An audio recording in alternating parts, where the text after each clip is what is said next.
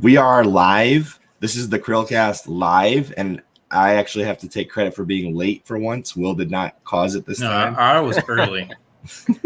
I was early last week too, Chris. If you remember, you were late that time too. I wasn't late. I was on time. No, this week I was late. This week I was actually late. Anyways, we have a really awesome guest with us today, and potentially one more coming later. Mr. Junkyard Diggs. He may be coming on to discuss the Hoonigan Warthog, so we're going to hold off on that topic till later. So if you're joining for that, you're going to be in for the long haul and hear us talking all about smack on the Pelicans and all that fun stuff. So, Mr. Slipspace, who are you? Hey, everybody. Slipspace Entertainment here. I started out on YouTube with the Slipspace Entertainment, and all we do there is pretty much just making short, snack-sized Halo memes, usually probably underneath a minute. That's what most of them you can see right there on the page.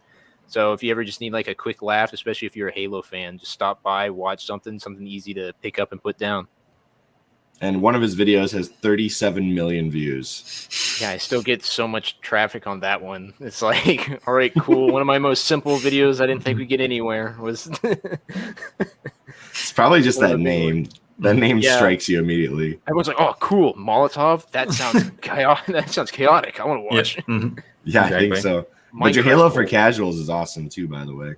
Oh yeah, that's one of my like babies that I work on. I guess whenever I get the chance, they take a long time to make. Those are definitely the ones that take me like days to make. But whenever they come out, I probably watch them myself like a dozen times because I just think they're funny. That's why I make them. There was one thing that I thought was really awesome. Was that it was either in Pillar Autumn or Halo. One of these videos I remember I saw a comment where somebody's like, "Oh, you can get the skull that way," and I was like. That's awesome. Like the way that you can bring both knowledge and comical humor into the same video is pretty impressive. Yeah, you got to make those learning tutorials fun, or else nobody's gonna watch them. Exactly. Maybe some workplaces could learn from that. You know. Anyway, we do want to quickly just point out FruitLab, really great program that both of us are partners in. You can find us on there, and you can find Slipspace on there. We're both partners in the program. We post there pretty often. And you can always find us there, even if you can't find us on YouTube. We actually had our first, which Will doesn't know this, our first FruitLab exclusive video come out on here. So, whoops. I guess you, oh, yeah. It's just Chris dancing around. No, it was actually me talking about the Hoonigan Warthog, believe it or not. No, it's him playing with fruit in his there lap. We go. I did find the link to Slipspace's thing. I'm going to just click it directly because for some reason it didn't take me there when I looked earlier. Yeah, I'd never heard of it until like, a month ago when you introduced it to me. It's great. It's like YouTube's been kind of mean to me. So, and these guys are really like, hey, we want to have you here. Yeah. Have you been noticing if FruitLab has been exploding or not, or is it sort of stagnating? Oh, yeah, no, it explodes. Growth is crazy. I was like, I've been getting more views on Fruit Labs, and I've only been here for a little while. And then, honestly, my YouTube views are sometimes below these views. It's crazy. Yeah, we definitely hit 1 million views on here well before we hit it on YouTube. We haven't even hit 100,000 yet, believe it or not. But I'm pushing it. If I cover things like the PS4 bricking itself, then, we'll get more views. You never cover what I vote for, Chris. I'm starting to get really pissed off. What you vote for usually gets like 12% of the vote. It's usually just me voting for it. I put them on there. I'm like, I bet Will vote for this, and I put them on there every time. Probably. If you guys don't know, we have been doing something called News Swarm, and Will's going to get involved with this in the near future too. But essentially, if you vote on these polls, you're voting for what the next news topic we're going to be covering the next day. So the reason it's called News Swarm is because it's news, and the swarm votes for it. Right? Get it, like the mob mentality. Yeah. News Swarm. I will be appearing the moment we renegotiate my contract. I want some of that sweet FruitLab money. $1 million. Yes. 1 million pips. that would be about $100. There you go. But pips are becoming a cryptocurrency. So if you like cryptocurrency, FruitLab is the place for you to check out. So here we go. We're going to be talking about Halo vehicles for all 0 of you currently watching. Yeah. We're all watching, right? Anyways, I want to start with the Pelican because the Pelican has always bothered me as a aircraft vehicle in general because shut up, it's awesome. it doesn't bother me in like its epicness or its cool style. It bothers me in the fact All right, before you get into this conversation, just have the new one from Halo 5 and the original from like Halo 3 together. I'm sure someone has that comparison picture. Oh, I'm sure too. You want that? Oh, yeah. Like the original Pelican, I was always like, well, that kind of is a little weird, but the Halo 5 one, that one makes me angry. I'm like, that's just. I actually. Halo 3 or Halo CE, which one? It doesn't matter. They're essentially the same. Yeah, I talked to my professor actually a couple years ago when I was still at university. I was like, tell me, look at the difference of these. And he's like, yeah, the Halo 5 one is definitely going to not. Look at that belly. Yeah, exactly. What is going on there? It goes from having like a wing shape to just becoming a flying box. I don't know what they're thinking. Like, what's in that space? I'm so confused. It does. Yeah, I don't understand why you would have that. It almost went from like a streamlined jet to like a B-52 bomber from World War II. Yeah, it's like it goes from being an arrow to just becoming a flat box. Yeah, it almost looks like a van. Like that almost looks like a minivan. And it would fly just as well. So okay, it's awful. I don't understand that design at all. So I will say this: the Pelican, I've always thought it was a cool looking vehicle, but I've never thought to myself, hey, that probably would work. Mm-hmm. I'm not sure where the design of this came from because I can't think of anything real life that looks exactly like. Well, it's like a mixture of like a Harrier. Is it the Harrier jet? Is the one that like can like sit in place? Yeah, the Harrier is like a VTOL that can vertical takeoff and landing. Mm-hmm. So I that's definitely where it gets a huge bunch of it. So it looks like that mixed with like a helicopter. Yeah, I think that's like when I think of like the Pelican in like a comparison, I guess I kind of try and think of the Osprey because it's like a Osprey, transport and it's like a VTOL, except it doesn't use jets. It uses like propellers as like a helicopter basically, which that's kind of what I think our modern version of the Pelican is. Yeah. Except like since it uses not jets and it uses like propellers, whenever it it takes up and it has to switch to going to like a plane formation, it does kind of like drop and lose altitude, and I hear they're not exactly the easiest thing to control. No, actually, I had a friend. This thing literally does turn from like a helicopter style to like a. Oh, that's cool, actually. Yeah, I had a buddy fly these. I don't think in any combat, but he trained on when he was in the Air Force. Very cool. What was I gonna say? Oh, so look up a video of the. What the heck are we talking about? Wait, I'm blanking now. The Pelican. Yeah. Look up a video of the Pelican lifting and taking off. So it does a very similar function where the jets actually come down and like propel it up, and then they go back into plane formation. Yeah, or at least like the Halo 5 one does. I think the Halo reaching before. I don't think the rear engines actually like face down. They actually just shoot more like out the back or something like that. Might as well put Installation 00 on the screen for this one. Oh, yeah. I was watching this actually earlier today because I was like, crap, what is the... I was like, I need some of the dimensions and the lore of the Pelican so I can like compare it to real things. Oh, the other thing that gets me is like when you get inside of the Pelican, it always feels like it should be bigger on the outside than it is. Because on the inside, it feels like, oh, there's so much space. And then you walk out of it and it doesn't look like it's big enough to carry the things that are inside of it.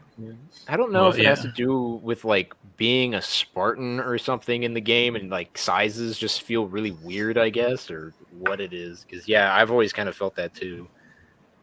I always see how the jets are pointing down. That's what I'm talking about. So I guess it's extra jets. I always thought the back one's actually tilted down. Yeah, whatever. No, that's like the Halo 4 and 5 Pelican where the jets like tilt down, but the older ones, those just have extra thrusters. Okay. and when they're landing, they have like little air pockets that shoot air out, I think, if I remember correctly. I might be misremembering this. I think you're misremembering that. I think it causes air to blow out when the jets are hitting the ground, but I always thought it was weird how it could carry the Scorpion tanks. It's like, how the heck is that thing carrying a Scorpion tank? It's like, I think it might have the thrust to be able to do it, but the problem is like, because the way that where it puts it like way in the back, right? So that moves like the CG of the Pelican like way far back. It's like putting stuff in the transport and stuff where it is compared to where the wings are makes sense actually. But whenever you just load like a Scorpion on the rear that far back, I feel like the stability of that thing's not going to be great. You're probably the back engines are just probably going to be overworking hardcore because I mean this thing doesn't even really look like it can fly based off its wingspan. Like its wingspan's really small compared to how long it is. Now, how about the drop pods? Like for example, when you get on the ring for Halo. What, like you know what I'm talking about? The escape pods? Yeah, the escape pods or the ODST pods. Well, the escape, they're similar but not the same, right? So let's see, the escape pod, I think it's called the Bumblebee or something. I think I can't remember. I saw it at the freaking, or there was something about it at the Halo Outpost or something. I didn't know. I just realized right now that my brain misremembered the opening of CE getting out of a Pelican versus getting out of a escape pod. For some reason, my brain was thinking it was a Pelican, but it is definitely not. Nope. See, I can't tell based off the graphics. I can't tell if the front is on fire because of like entry or if that's thrusters blowing backwards. I can't tell. Well, based on the crash, you think it'd probably be based on landing, but that brings up another question about like the ODST pods is like there is no thruster like to slow it down, and they like lose that weird parachute thing immediately. So like that landing it would kill you, honestly. Apparently, I think I've seen something or read something new lore, I guess, or something, is that there is like actually a thrust right before they land. And then I think also they're kind of in like a suspended chair type thing. So it's like on a spring. Stasis. It's like, it's like on a spring. So when they land, it bounces. So that helps a little bit. And I'm so when they hit the ground really hard, they hit the chair all the way down and then they shoot through the ceiling. Yeah, exactly. Well, that's how they get out of it. Like, boom. And then I think ODSTs also get like back surgery or something to basically protect their spine. I don't think a regular Marine can actually take a drop pod or else it would actually kill them. I think they actually, I can't remember properly. I read this like over a year ago, but I think they get like some type of back augmentation or something. You think it'd be simpler just to put a parachute in it? Yeah, I mean, they use that drag, I guess, so they don't burn up an atmosphere or whatever. But I was thinking that exact same thing because, like, when you think about something that you could actually compare to a real life situation, with the current technology of exploring space in consideration, we do have things that do re-enter the atmosphere like a drop pod. And they do utilize parachutes. So the question would be like, why can't they use that in the Halo series? Well, I think the concept is they have to get in there really quick so they're not getting shot down. Because, I mean, that's a problem we have now with paratroopers is that they're vulnerable for so long in the air. But this, I think, is like in real life without like, well, it's sci-fi. We can alter their backs. We can put in this spring, which would like somehow absorb all the energy for some reason. Right. I think this would kill you. I think you're probably right. I mean, I feel like I saw in one of the new animations or something, there is just some small thrust right before they land to soften the blow. But yeah, it's definitely really intense. Yeah, the only one I can remember is the one in Halo 2, and I don't remember a thrust, even in the anniversary graphics. But I mean, they could explain it in a book where it's like, well, you don't really see it in the game, but this is actually how it works. So that's fine, I guess. Yeah. I guess maybe a good question would be just to start this conversation off. Of the aircraft in Halo, what do you think is the most realistic? Probably the longsword, I guess. I'm trying to remember what the longsword looks like. Well, actually, it reminds me of the B-2 bomber. It probably flies a similar one. Let's see if I remember. Oh yeah, that actually looks like a real something that could exist. Mm-hmm. More so than the Pelican, anyway. Yeah, I think I've seen that flying over a football stadium before. Yeah, it since it's like a flying wing, it probably has to fly pretty much exactly like how a B-2 has, except it does have a tail rotor, so that actually makes it a lot better, but it doesn't make it stealth. But I don't think that's what it was designed for, the longsword anyway. I think it's just a bomber, a nuclear bomber. But yeah, out of all of them, that's definitely the one that I think of that has the most actual flying capabilities. I think like the frigate makes sense to me because like as far as like a concept for an actual space vehicle, you're just basically flying around like a giant building. Yeah. And I guess that makes sense to me. That's what they would look like. What about this one?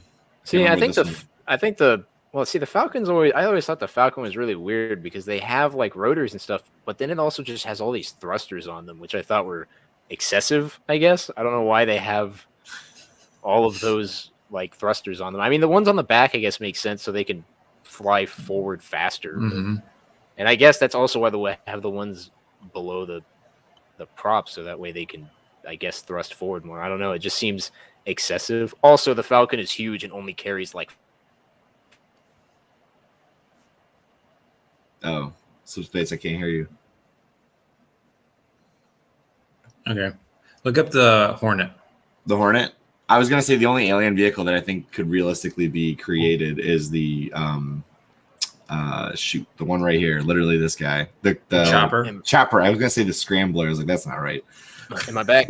Am I here again? Yes, you're good. You're good. You're good. Oh, okay. Yeah. Sorry. I don't know what Well, there's a happened whole bunch of them, Chris, because you got to think of like Halo Wars and Halo Wars 2. So you got like the blister back.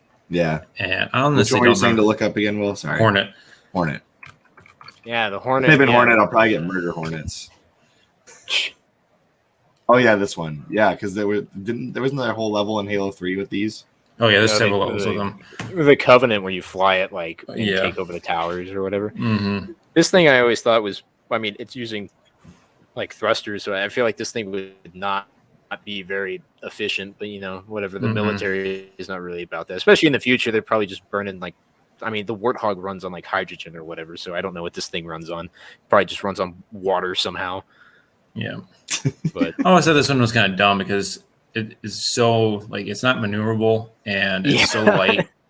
It's like you just get blown up immediately. same with like the way that it has people like on the side. Like there's no way to hold people on it other than just strapping them on the side, and I guess probably hopefully just having like straps or something to have them like clip onto or something, because it's such a big vehicle to not be able to hold anybody or really do anything. Yeah. And they have this thruster technology. They're going to strap it to like a backpack. Yeah. That's essentially what that is. It's like a dude with a big backpack. Curious what this is going to show up as the most ridiculous Halo vehicle. Oh yeah. Oh, the Cybertruck. Oh, Cyber. No. What in the world is this? It's not the elephant. It's Mammoth. That's what it is. Oh, the Mammoth. Okay. Which That was the dumbest level ever. So I thought it was going to be. Oh, I forgot about that one entirely. Holy I thought cow. that vehicle was going to be so cool. Like when I was like, oh Mhm. my God, this thing's huge. And it was like, I mean, it is okay. Yeah. I don't Here's a real question. really- Why do you have a vehicle this large and it has like no ridiculous weapons on it? Yeah, Well, I that think and it also has, like you had to go through like all the channels. Like why that thing is gigantic. Just blows through the mountain. Right. Yeah. Sorry, Slipspace. What were you saying? Well, no, it's like I think it just has like the rocket pods from like the back of the Rocket Hog. I think it's got like 4 of those on it, and then it carries like 2 Warthogs, and it's like that's it. That's all this massive thing does. This thing needs to have a freaking, you know, like the Mac cannon at the end of Halo Reach. Exactly. It needs Yeah. that on the top, which I don't think it does. Maybe it did, but I don't remember it having. Oh, That's you know what? It needs. does because It that's does? you have to shoot down the Promethean turret at some point, but you don't get to use it. It would be more fun if you get to use it yourself. Yeah, if you got to use that to like shoot down phantoms or something, just like at the end of Halo Reach, like Yes. that's what that thing needs. That'd be awesome. I mean, The other it's- one that I've always liked was the Mantis, even though it makes no sense. I like the Mantis. Don't make fun of it. It doesn't. yeah, Well, to be fair, no type of like mechanized humanoid vehicle makes sense ever. Yeah, it's like a tank is better than a mech in most scenarios. Like, Yep. there's not really a good reason to have a mech other than the fact that they're really cool. Exactly. Like Yeah. Gundams have clearly influenced about every single part of our lives over the history of, Titanfall, Gundam. Well, the and Titanfall, Mantis. the Titans are freaking awesome. I see those working and being better than tanks. Right, but the scalability of a mech and actually developing one in real life is very unrealistic. Let's put it Yeah. that way. Let's see, what was the thing? It's like I thought the Mantis was neat. I thought it looked kind of weird. I think the Cyclopses from Halo Wars Mhm. 2 look Yes. really sweet. I think those things are. I wish we could actually have like a Cyclops to have in like Halo Infinite to drive ourselves, because Yes. I thought those things looked so cool. I would rather have that for sure. Because they actually have like hands, which I think is neat. They can pick stuff up. Hmm. See, I think the biggest issue I see with any kind of mech in general is like clearly the purpose-driven vehicles that are designed for a specific thing are going to be better at that specific thing. Whereas a mech, it's like, what are you really gaining from this other than a larger person? Yeah, it's like you can stand up and crouch. It's like if the mech is able to like climb a mountain, then maybe it's better than a tank. Other than that, it's like a tank can go through a lot of terrain. Yes. But you could probably design something specific to climb a mountain that wouldn't be a mech. Yeah, it's like I don't know why you want a mech to climb a mountain, but I mean that's. Yeah, I'll give a shout out to MKBHD, even though he'll never watch this video. He actually talked about like the Tesla bots, and he said the exact same thing I was saying. And once I thought about it, I was like, wow, this doesn't make any sense. Because Tesla is building right now essentially like robot androids to service people in some way. I'm not sure what they're planning to use them for. iRobot. Yeah, kind of. It's look like iRobot kind of a deal. I'll pull it up so Will can see how terrifying this thing is. Yeah, I don't know what you're talking about. The Boston Dynamic people and stuff. No, like, that's less terrifying. That thing I mean, it is terrifying, but it doesn't look nearly as terrifying as the Tesla robot does. Like, have you seen those guys? I think they made a video like a month ago of them doing like parkour, and I was like, this is weird. Oh yeah, I know exactly what you're talking about. It's like this. Oh my god, this is creepy. I know, it's a faceless thing. And freaking Elon Musk also wants to like put chips in people's brains or whatever. It's like that sounds cool and all, but I'd rather not. I'd rather not do that. I don't want my brain. This is clearly fake. Some dude in a suit. Yeah. But the idea was, like you can see in the pictures, this is what it looked like. And so the point that MKBHD came to is, look, machines are usually built for purpose. This machine is not built for purpose, and it creeps everybody out. Like it is built for purpose to take us over. But if you were gonna do that, you would build something that was geared for takeover. You wouldn't build something think about how got all the disadvantages we have. Well, yeah, it's like the Terminator, right? It's like why genius is? Like it's because it's going to infiltrate first, and it's like, well, this is useful to have in your home for elderly people, or to help take care of your kids, or tutor people, blah blah blah blah. And then suddenly, they're just killing everybody, and they're already in your home. No. Genius. Nobody's going to buy this. I'm sorry. It's just not going to happen. It's going to be way too expensive and not helpful enough. They're going to slap an Apple logo on it, and everyone will buy it. No, but Apple is apparently getting into the car industry here soon, so we'll see what that looks like. Oh, my gosh. I'm not going to buy an Apple car. It'll be shaped like an apple. You can't take it to the shop. You just have to buy a new one. You can't like replace the tire or anything. You can't like change it. You just have to go buy a whole new one. You can't get the battery out. Yeah. Face ID on the door, so you can't get in without scanning your face. Yep. Oh man. And then you get like Siri. Have you been drinking? No, Siri. I swear I'm not drinking. All right. How weird do you think the implementation of AI in Halo is? Like, I have to say, I feel like the AI implementation is like so 80s future and not so much like modern day future. Yeah, because it's based off like aliens, right, or whatever. Right. It's like the whole thing. Yeah, I always thought it was strange because like I like that version better. Yeah, it's like the whole. Harvest ran entirely off of like 2 AIs or something. It's like because they're that powerful. It's like literally the entire planet just ran on 2 AI. Is all they needed. Fair. I mean, that's a good point. You know, if AI can get strong enough, like you could probably implement something like that. Yeah, and I suppose that makes some sense because it like they would when they colonize Harvest, it would be like a fresh start. So if you already had a powerful enough AI to like run the first colony, and all you had to do is like build in subroutines as it expanded. That makes some sense. Yeah, because I think this guy, right? No, that was not. I don't think they have like a physical body for the two. I think there was one that was just in charge of like orbit and traffic, like basically air traffic control, and the other one was just in charge of like farming. No, this was the good AI that didn't go rogue in Halo 5. Yeah. Some of them that, the AI that had like I guess that were made from a cortex that created a good enough amount of loyalty. Those didn't go bad. Mm-hmm. That should be like the first thing you design. Oh, there you go. The Governor Sloan. Oh, yeah. Sloan. He's basically like what's that blue guy from The Watchmen? Oh, Dr. Manhattan. Yeah, that's what he looks like to me. Dr. Manhattan. Like literally low poly. low poly Dr. Manhattan. Let's not talk about Halo 5 anymore. I'm starting to get pissed. Here's the next question I got for you guys. Of the propulsion systems of the Halo series, like for example, you said that the Warthog runs on hydrogen.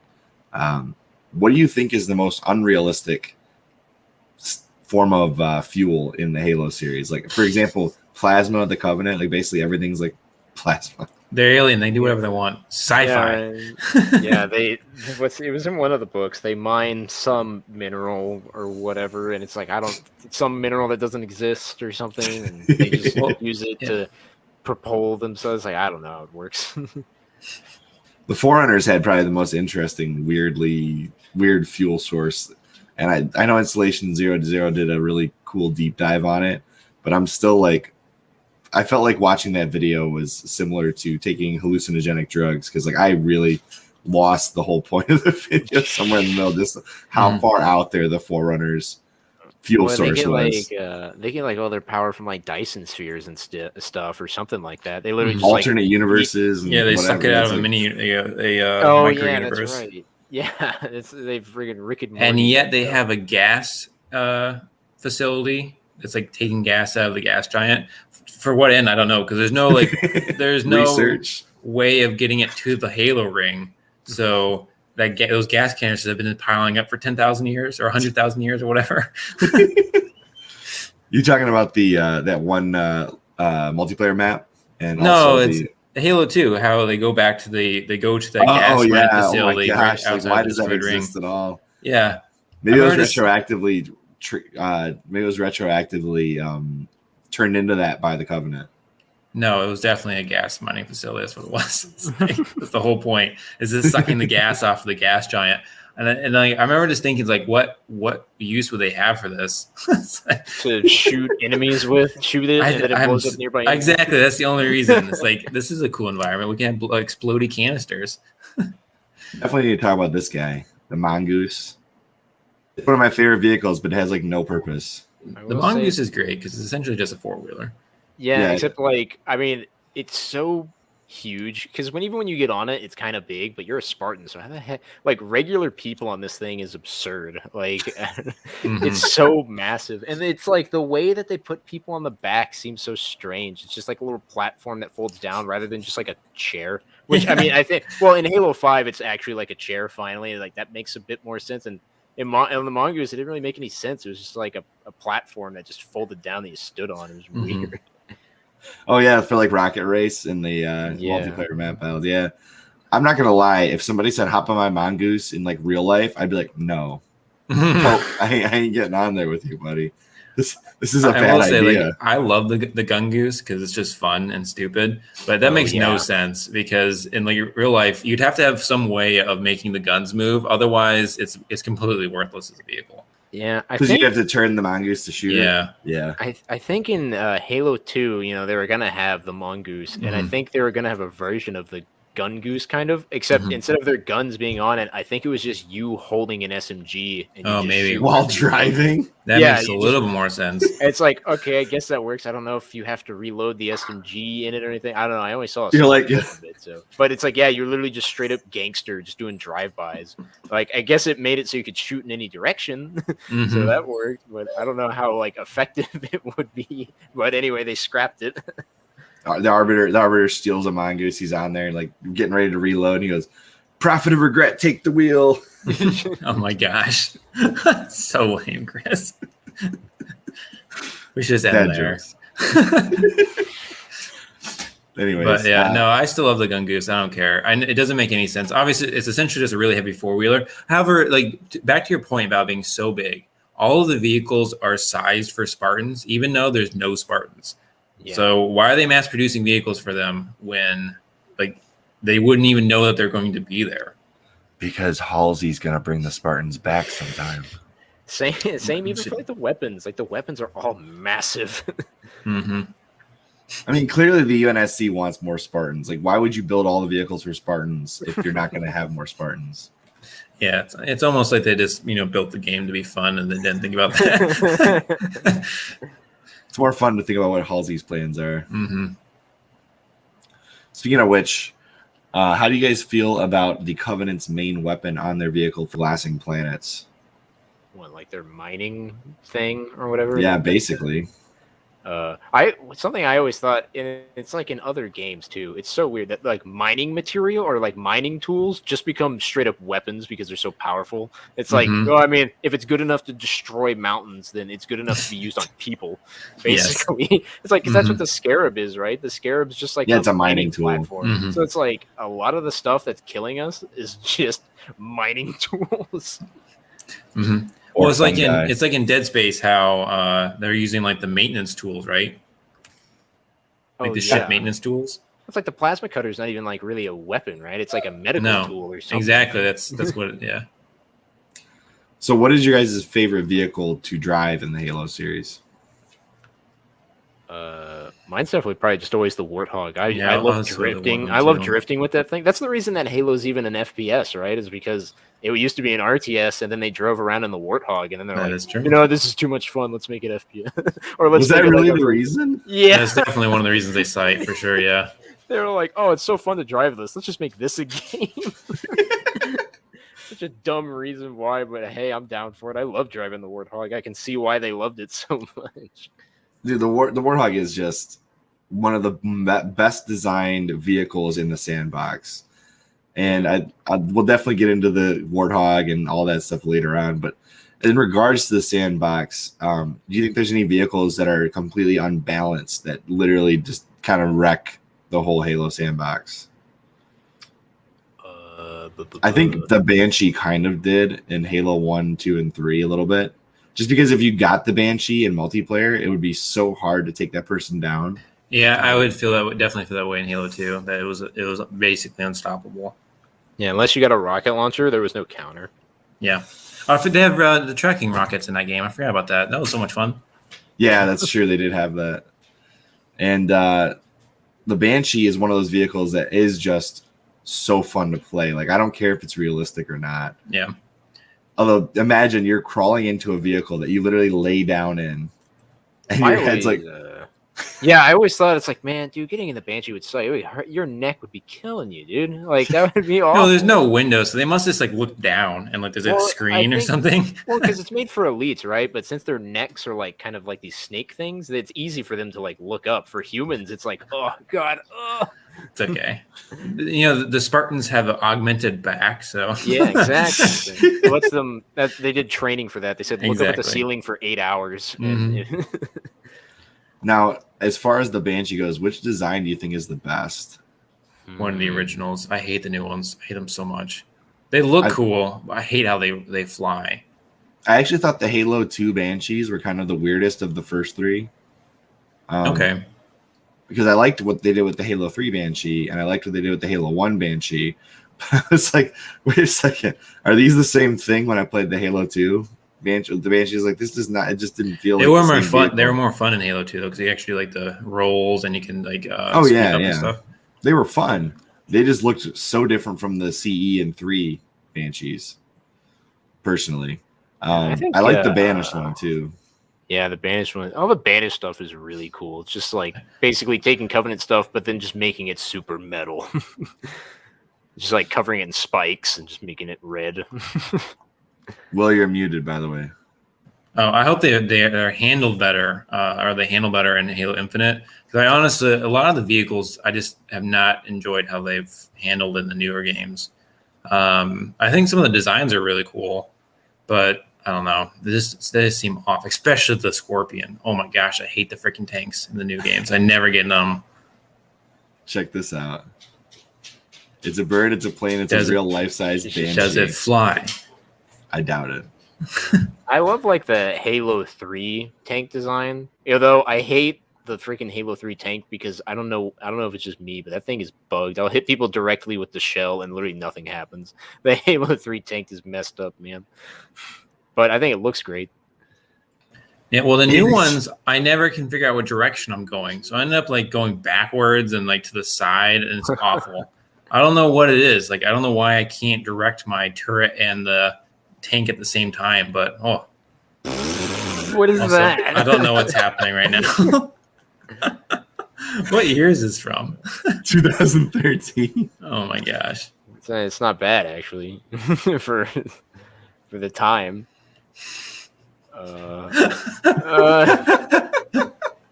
This is amazing. Oh my gosh. How have I never seen this before? I don't know. He's and this kid's not old enough to drive. Nope. 0 hours in a Banshee being like, Look how many dislikes this video's got. 87. I'm gonna like this video. This kid did good work. yeah, well, it's pretty good, honestly, for like how old these kids are, what year it was. What is this? Oh my gosh, this is amazing. This looks like a sci-fi movie, like on this channel Sci-Fi. Like a B-rated, yeah. Yeah. Oh yeah.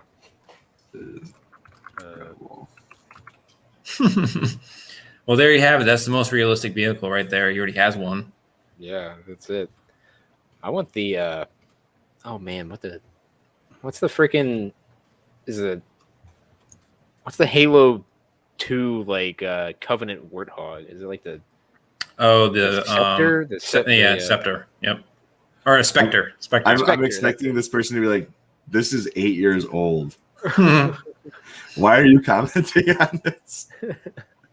Anybody watching this in 2021? Yeah, exactly. I thought the Spectre was neat, even though it's like I don't know why it's not in any of the other games. It was like no Covenant vehicles really have any co-op. I always thought that was weird. Like the Covenant never really have any good like co-op vehicles, while the humans had several. But then I feel like in the new games, 343 definitely doesn't really believe in team play when it comes to vehicles, because almost all of them are just powerhouses for yourself, other than the Warthog. The Warthog's like the only one that doesn't do that. Mm-hmm. I like how every time I find one of these real life Halo Banshee videos, like the dislike ratio is oh my gosh, it's like that one deserves the dislikes. If I can make a better video. I feel like this is going to turn into a type of cast where I need like a Corona to get this. You know, I almost want to start reacting to some of these ridiculous IRL videos on YouTube. Yeah. Anyway, back to the Spectre. Sorry, go ahead. I really liked that vehicle too, other than it felt like the turret felt so weak. They needed to have like maybe like a metal twang to it. Sort of like how the plasma pistol had in Halo 4. Yeah, I can see I think that would have been cool. I mean, I guess they kind of brought it back in Halo 3, but as the Prowler. But I didn't like the Prowler. I didn't like the Prowler as much. No. I bet somebody's done the Chopper. See if we can find that one. So does the way that the Chopper works? I guess it just has cameras at the front, because you can't see that, because like it has like those two little screens when you're sitting there, which I assume is like a left camera and a right camera, which seems weird. I don't know. You wouldn't just have one screen. It seems confusing, but like I guess you just have to have cameras on that thing, because there's no way to see. For the Chopper? Yeah, same with the Ghost too. There's the Ghost no way. also needs to have a the Ghost you can see. Well, you sit up high enough for the Ghost. I don't know. It seems like your head's kind of usually. I mean, grunts definitely can't, so I don't know how they're. Our grunts, yeah, that's true. I don't know how grunts see anything. Like, to be honest with you, like grunts into anything. Like when they're in the turret, I'm like, the guy's like, I can barely see you. Hit you like from halfway across the map, like Will and I were doing in Halo 5 the other day. Well, yeah, even in Halo 2 with the drop pod scene, the grunt slips to get in the turret because he's so like short. Ooh, I wonder if somebody's made a B-rated Scarab. Ugh. I thought this was so crazy when I learned that these things are just full of worms. I was like, this isn't like a mechanical vehicle; it's just a thing of worms. It would be really cool in Halo Infinite if there's a scene where you actually see like the worms like assemble all these random parts. That would be kind of cool. No, I don't want to see these worms. I don't want to see these worms. Of all the things in Halo besides the Flood that just creeps me out, it's definitely the Hunters. Like those worm things are just like, ugh. As soon as I found out that was a thing, I was like, noped out of that video. Yeah, I was like, I don't know. It took me a long time to figure that one out. It was like after Halo 3 for sure that it was like, oh, these things are made of worms. I thought they were just big, muscly, just beings. Right, and every strand on there is like it's like, oh, that's really every single strand is a worm. I like how you can see them wiggle in some of the games. Yeah, like in like Halo 5, I think you see the worms like crawling on the glass, and then it goes towards like the hunter body and just forms with them. I was like, oh, that's neat that they actually showed that. Yeah, it's cool, but it's only in one scene. I wish they had shown it in more. Yeah. That whole game felt rushed. Let's not talk about Halo 5. Why do we keep bringing this up? This is Halo 2 Anniversary Terminal 3, Taming the Hunters. Oh yeah, this is cool. Oh yeah, taming the Taming the Hunters, the Grunt Rebellion. I will say that this ruins that what's that live action Halo Nightfall? Because that like the worms in that are freaky. They're like assembling in the bodies without holding on to anything, and they're like eating people. You don't know what I'm talking about? No, yeah, I know you're saying they were like flying and floating. Oh, I was like, what? It was awful. I was like, why are they flying? That doesn't make any sense. Well, it's terrifying. Why the heck would they ever assemble into a hunter? Yeah, why would you be a hunter if you could just be a swarm and just eat people in like piranhas? Like, why would you do that? That sounds like a waste of money to make those. Like, maybe it's because like maybe it's because maybe only like feral hunters do that or something. Maybe you like make them all feral.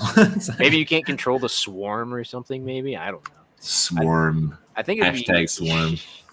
I think it'd be cool if you could actually see like the Goliaths whenever they take the two hunters and combine them into one. I think that'd be cool to have that in Infinite. Just have a Goliath. I really want that. Yeah, for sure. That'd be so awesome. I'm trying to find the worm scene. How far into the movie is it? I don't remember. Man. It's so long ago. Yeah, it's like all in the middle or something. I don't know.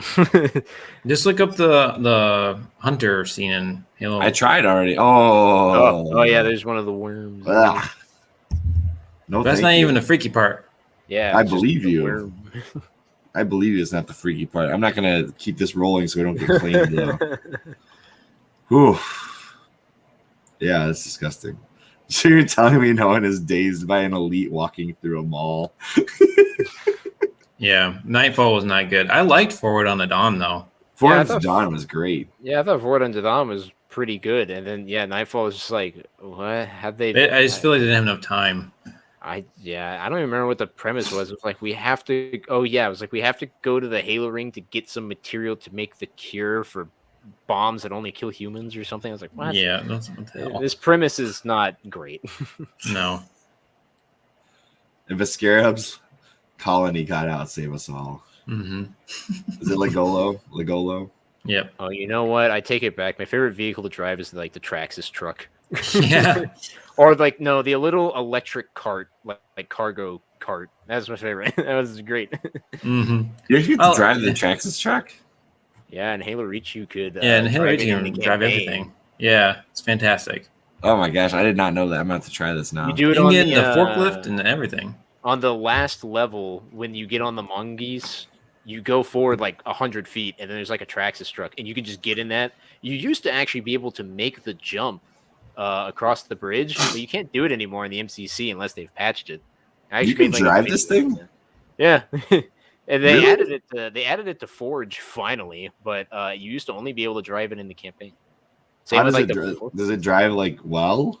No, it's horrible. It's terrible. It's so bad. Yeah. Oh man. It's not very fast. It doesn't turn very well. But dude, the thing is a beast. You driving that thing, things shoot at you. Oh, you're fine. You're basically bulletproof. You cannot die in that thing unless it blows up. I mean, it takes quite a beating before it blows up. But yeah, when you're in it, you're basically invincible. Now there's a truck that you could actually make in real life. There's something that could actually exist. I think I've seen those in Europe and like Japan. It's like the same truck. You know what I want to do now? I want to find somebody who can code this into the last part of Halo 3, and I want to make the jump in this truck. Yes. That'd be awesome. That's what I wanted to. We get like General Hedon here and get him to make that mod, right? Something like that. Cargo cart gag for life. All right, let's see here. What was the other one? The forklift. You can drive a forklift too, right? Yeah, you can do the forklift and like the electric cart. There's also like the semi truck with like the long bed. There's lots of cool stuff in that campaign. Yeah, especially people always hating on Halo Reach, but sorry, go on.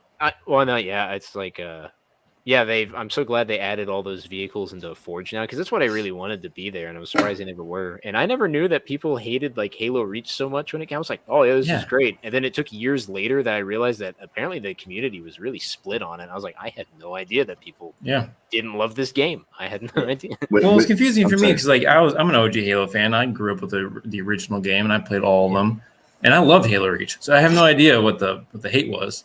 Yeah, and people say that the campaign was bad because the characters were flat and boring. It's like, well, I don't know. I thought the characters were fine, but the story wasn't really entirely about the characters. It was really about like the world of what was happening. Also, it's Halo. Yeah. It's like Halo's never really been, well, up until Halo 4, Halo's never really been a character-driven game. It's really been more of like an event. Like it's being propelled by the universe. It's an epic, not really like a story about people, you know. It's like exactly. Well, when I play with my brother, like every single cutscene, he would skip it.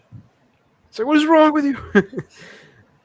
I want to know how they got this into Halo Reach. Yeah, well, yeah, because they finally with the not the last MCC update, but with the Halo Reach MCC update, they put all these in, and me and my friend were like, dude, we have to make custom games with these things. We made the Sea of Thieves custom game with these things, which was a lot of fun, even though it was kind of frustrating to play and make, but whatever. It's all right.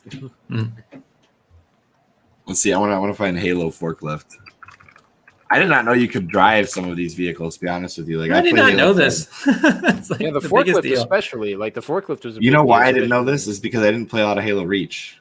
That's on I you, skipped man. a lot of Halo Reach. All right, we're playing this next time, next stream. I did beat it on Legendary because I've beaten all the games on Legendary except Halo 5. I'm not going to help you with that. That game's so frustrating. There was the forklift immediately obliterated. So you gonna drive it after all that? And, so you can get into this thing?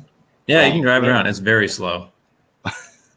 Yeah, I do not remember this at all. And it drives really weird because it's like you steer it from the rear. Yeah, it's so dumb. So it controls kind of weird. Let's see if we can find something else. Weirdest vehicles you can drive in Halo. Secret vehicles you normally can't drive in Halo 2. Ooh, I want to see what this is. General Heed's video. Dang it. He beat us to it. Halo 3 Rat, great vehicle. Halo 3 Rat. That would be hilarious if you could actually like pilot the rat. Oh yeah, he moves this thing around, doesn't he? I've seen this video. How would you move this? I don't know. It's like at some point, because it actually is like part of a vehicle. Really? So he can jump into it. It just wasn't ever used. Oh yeah, it's like in Halo Reach, like the Pelican is actually, it also has like a turret on it. Like let's see, Long Night of Solace or whatever. You can go to like to the nose cannon and get in like a turret that's attached to it because it's like, I don't know. I guess it needs to be anchored to something. Same with like Halo 3 with the anti-air Wraith, where it's like you can get in it if you glitch it properly. And like it has a reticle and stuff on it that's like, oh, I wonder if this was planned to be used or what. Like, I don't know. There's always so crazy things with how they make games. Huh. It's almost like Halo had a lot more options than they let us actually have. Well, I feel like they cut a lot of corners. So like, well, we have this asset. If we just change the paint job, it looks like something else. We're just going to stick it on something. So a lot of times it's like it was like a Warthog or something, but they like changed the geometry without changing the actual interaction feature, and then they just stuck it somewhere. That is amazing. The Enforcer. Yeah. Oh yeah, I think he gets it to shoot something too. Maybe he did. Yeah, it has like a little gun on it. That is so. He shot an Enforcer down with it. Yeah, Halo 2 had so many, like, well, there was so much cut content from Halo 2, so it's like a bunch of it's just like some leftover stuff. Like, dude, I want the doozy to exist so bad. Like, the doozy was just like the Sea-Doo in Halo 2, or it's just like, it was basically the water Mongoose, but it never, never came to exist because there's no, like, water gameplay in Halo. Ever. There should be. That's my next thing. You know, you got aircraft, you got land vehicles, but you know what? There's a lot of stuff, a lot of substance of water. Why aren't there any water levels? Because there's no water covenant. I mean, yeah, there should be. Well, Subnautica. Also, you're like, there's no real reason for it because if you think about it, you're in space. You can shoot yourself to any landmass. You don't have to go by land or by the water. I mean, so there's no like storming the beaches. You just have them drop in behind enemy lines instantly. Space is the new sea. Yeah, that's why they use Navy rings. Yeah, exactly. I don't know. I still think it'd be cool. Like, you find some alien race on a planet and they're literally underwater. Well, yeah, because like the jackals are like, you know, they come from being pirates and stuff, and they used to sail all over the place. I think like their planet's like an archipelago, basically, just like a bunch of islands or something. It's like, so they have like a bunch of ships and stuff, I guess, but now they're in space, so space pirates. I'm curious if there's a boat, any boats in Halo. We see aircraft carriers in Halo 3. In Halo 3 on Longshore, you can actually see it in the distance. I think you can see an aircraft carrier in the distance. I don't remember this at all. When Halo Infinite has boats, Mint Blitz. Oh, this is gonna be good. And then let's see. There's also dinghies on Longshore in Halo 3. Oh yeah, there it is. That's the dinghy.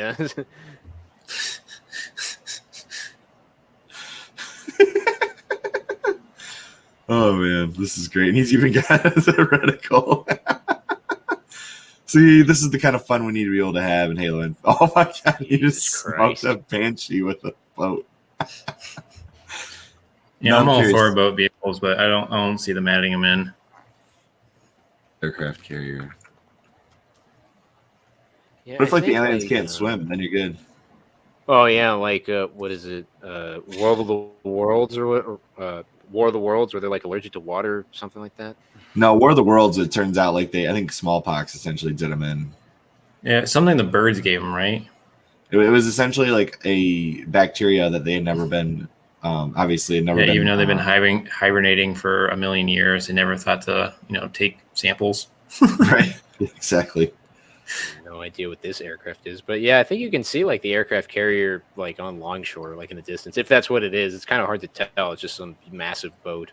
Could just be like a freighter for all I know. Where do you see this at? I guess you missed it. It was right in the beginning. Oh, I don't know. They set him on it. See, he's on the aircraft carrier. Oh yeah, no, yeah. See, that's so that actually is there. Okay. Yeah. Wow, I've never seen that. I'm going to play this game again. The question is, what on earth is that vehicle? It's not on this level, but yeah, you can see it on Longshore for sure. Another weird thing though is like if that thing get dropped off by the frigate, why don't you just launch from the frigate? Well, because the freaking Covenant don't have any sea forces, so they can't even like do anything. You can just do whatever you want from the water. Well, I mean, realistically, I would think the Ghost could probably hover on the water, but for some reason it can't. Yeah, it just sinks immediately. Yeah, I've never understood that. It's like it can hover over land. It's like, is water just not like it's literally like makes no sense to me. This thing hovers, but it can't hover over water. Yeah, I don't know how like the anti-grav things work. It's like I assume it just pushes the water out of the way because it can disperse somewhere else, so then it sinks, I guess. I mean, I don't know how it works with Can we all appreciate how much that boat just almost flipped over when the Spartan got into it? Mm-hmm. Man, that thing would be awesome. Oh man. Friggin' Pelican. Oh, finally getting to get the turret on the back of the Pelican. That's the dream. So the thing with the Pelican is and all of the vehicles in Halo, it's like they're either too big or they're not big enough. At least that's been my personal opinion. It's like, yeah, it doesn't seem like any vehicle is realistic to what like, for what example, the Elephant is huge, but you get on it, there's like nothing there. Like, yeah, why does this vehicle exist? I have no idea. Like, I guess it's just supposed to carry equipment. It's just a big flatbed, basically, with walls. Yeah. And then somehow a Spartan can flip the Elephant. It's like, wow. How'd you do that? Isn't there an achievement for that? I don't think there's an achievement for it. I think it's just an Easter egg. Oh, maybe it's an Easter egg. It is. Oh, I don't know. I don't know if there is an achievement in Master Chief Collection. No. In the original, it was just like an Easter egg of like, what? How'd you do that? You just fill it with fusion coils or something and blow it up. All right. The next question I have for you is, which do you think is the best game mechanics wise to play with from the Covenant side? What do you mean, like vehicle game mechanics? 'Cause, like the Banshee's fun, but I don't think it's the best. I mean, I am partial to the original vehicles from Halo, at the original Halo, and I thought they always just got better. So, like, the Ghost would be. I really want to drive the freaking Scarab.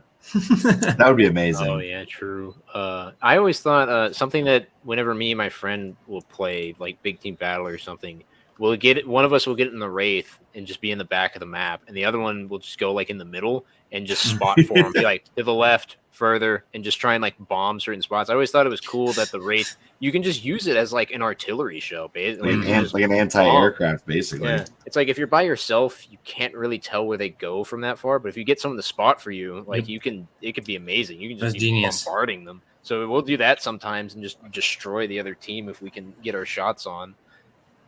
Yeah, the Wraith is cool.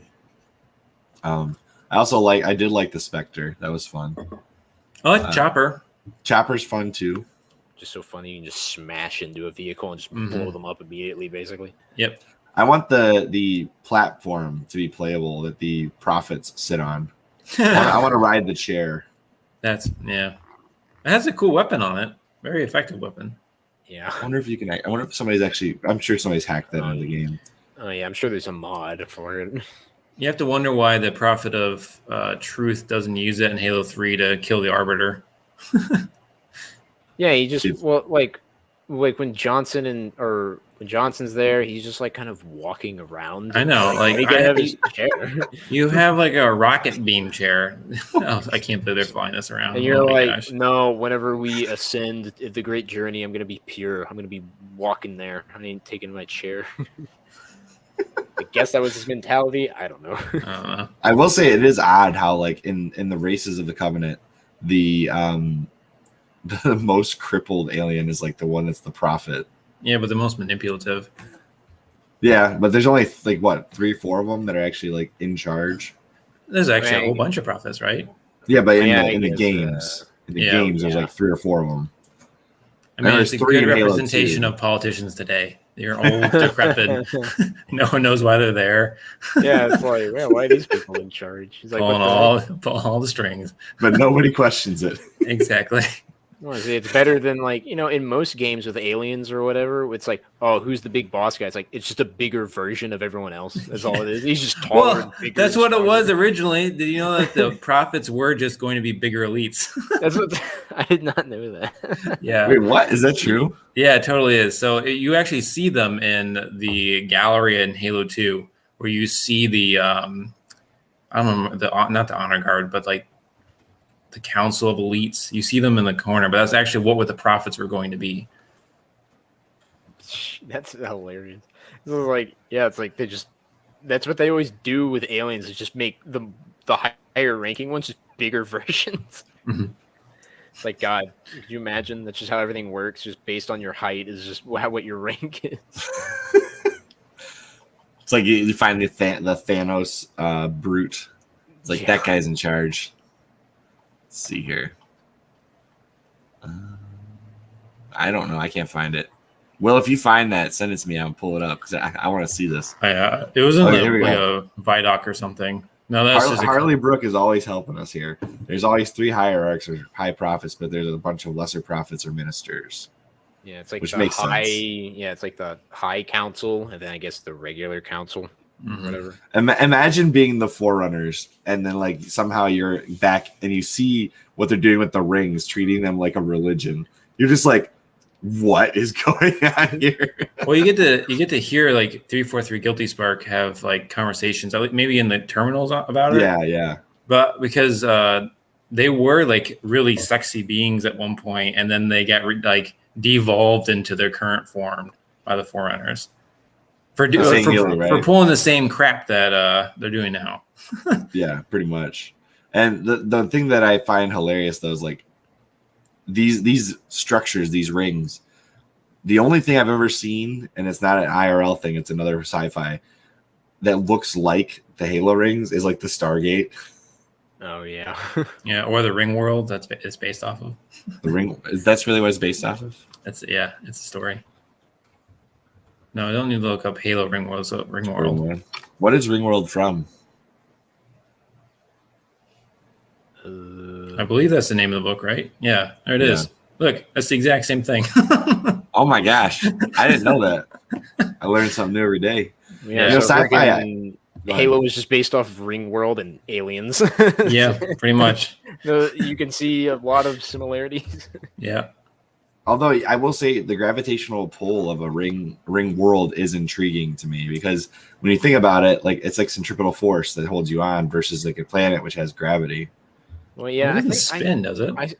Well, it spins, but I think it just spins for like day and night cycles, like at an angle. Like it has gravity fields or whatever. So it Correct. I'm just saying, like when you think about just a ring world in general, the way that it would work without all these sci-fi inventions, centripetal force, if it were spinning, would keep you on the ring. Yeah, well, I mean, that's how they explain in a lot of movies, where they have like the part of the space station is spinning, and that's generating the artificial gravity. Yep. Yeah, which I thought was always really weird in Halo. All the human ships, they don't like spin or anything. They just have artificial gravity, which I assumed that the humans didn't have that kind of technology. And if they did, why are we using a lot of the conventional means if we have artificial gravity? Why are we still using wheels? Why are we still just using thrusters when we have anti-gravity? Like, if we can control gravity, why are we still using all this old crap? Don't think about it. Because it's expensive. It's the 80s sci-fi. That's why. I assume just because it's expensive is usually the excuse. Well, when you look at some of these things up, they do have actual price comparisons. So like I know the Spartan Laser is like ridiculously expensive compared to even like the Warthog. So like in world explanation, or someone's figured this out? Based on let's look it up. Based on MOA burger prices. Well, I'm thinking like inflation aside, but if they've been mass producing these parts for a long time, it could be really easy to put them together, and like in that current time setting. No, I mean, you think about it, the Spartan Laser, like it seems like it would be a relatively nuanced, like something that would just fit in, right? But think about the technology that would take to make this, like the battery. There is no battery on Earth today that could power this thing. Because this was like, because it was introduced in Halo 3, so I guess it was like kind of top of the line, like new technology. Yeah, there is no explanation for this. Like from a weapons perspective, I don't know how you ever explain this being so, like, that is small considering that you can fire a high end. Like, there's nothing that works this way. Chris, stop second guessing this. They make super soldiers in this game. They can flip elephants. Unless you discover a different type of battery energy source, it makes no sense. Like I don't know how you would ever power this thing, because even lasers modern day are AC powered. Yeah, there is no DC laser that. Well, don't they base this off of like Covenant technology or something? I don't know. I think the Spartan Laser is like reverse like Covenant technology or Forerunner or whatever. It's got to be, because there's nothing on Earth that can replicate this. There's no way. But I remember reading this. 4 fully armed M12 Warthogs would be the same price as one Spartan Laser. Jeez. 218,000 whatever CR credits or whatever is what the price of the Spartan Laser is. And I will say this, like I have to imagine military spending in Halo is ridiculous. Well, I mean, I guess when all of humanity's it's like when humanity's at risk. Could you imagine? It's like, hey, we need these things. Like, well, give me my money. It's like, dude, give me the thing, or you're just gonna die. Like, yeah, exactly. Like, you better work now. Like, I don't know. I wish we knew how much the freaking like suits actually were worth. All they say is that they're worth like a starship, but that doesn't really narrow it down at all, because there's a lot of starships. Yeah, right. Yeah, that makes sense. Yeah, and they built one starship that can house all the other starships for some reason. Right, it can go faster. Sparrowhawk mounted version? Oh, is that one of the let's see. Is that like the Halo 5 version or whatever? I don't know what that is. They have like 3 different versions. There's like the in-game version and the oh, it's like on that this thing. That thing is sweet. Yeah. Well, yeah, why'd they put the Wasp in Halo 5? They could have put the Hawk in there. That would have been way cooler. Mm-hmm. Oh, it was Halo Wars. Okay, that one was in Halo Wars. Yeah, that thing is way cooler. They specify destroyer, like Halberd class. Oh, for ship. Okay. I guess he's faking us out, guys. He's faking us out. Fair enough. Okay, so the next thing I want to jump into is Cybertruck. Why don't we do that one next? Cybertruck is the most hilarious take on the Warthog I've ever seen in my life. I'd get one. I'd get a Cybertruck if I could afford it. It just looks. It looks. What about this as a truck? That's the point. It's like if I want a truck, I want a truck. You know. Does it actually have a truck bed? That's what I want to know. Yeah, it does. They don't show Okay. it. It does have one. What is that one Pokemon that's like really pixelated? What the? Porygon? No. What is that supposed to be? Is it just Polygon? What is that supposed to be? It's a trailer, man. Like a camper. No. Oh, the vehicle itself? No. Who drives a trailer like this? Elon Musk? It is Porygon. Yeah, right. Porygon. It looks like Porygon. Now this is cool though. I want my Mongoose in the back of my Cybertruck. That would be. I like how it's like a ramp. Like the freaking truck is just like a ramp, so you can just load your Cyber Goose in there. They really thought this one out. Look at that. They got a tent on the back of the Cybertruck. Hey, Pontiac already did that with the Aztec. There's a ton of these out there that turn your truck bed into a. I'm just making a joke. I got you. Now, I will say this. It would be interesting to see if they actually implemented this in the military, if it was actually a good idea or not. Like how let's see. How can we order one of these things? How can we order one? I think they're out of stock. We're doing it live. I want to know how much these things cost because I actually don't know. Put in your credit card information. Dual motor, tri-motor. Oh, so 70 grand. Actually, that's not horrible. What are you talking about? For what it is, it's not horrible. I was at the fair the other day, man. Trucks. I mean, I was looking at trucks, and I was like, "Fancy, these trucks are so expensive, but I need to get a truck." Oh, yeah. Well, they keep putting so much crap in it. They don't need to be in there. Right? That was my problem. I went to so many. I was like, I don't need a hatch that unfolds into a miniature house. I just need it. Just needs to open. I don't need all this crap. I don't need like board runners that unfold whenever I open the door. They can just be there. I don't need them to unfold. Like I just want a truck. You know, I'm not gonna lie. Now that I'm thinking about this, there are some features on trucks that would probably be pretty nice to have in the Halo series version of that vehicle. Like, Master Chief has a hard time getting in the Warthog. He needs the step. No, for the Marines. Probably like a backup camera. Yeah. Oh, camera. Probably like park assist. Or can you imagine if you could turn off 4-wheel drive with the Warthog? I want 2-wheel drive. Yeah, I wish I could turn on the freaking high beams on the Warthog and blind the enemy in the game. That would be great. That would be awesome. Well, they're supposed to have night levels or day-night cycles. Maybe we could do that.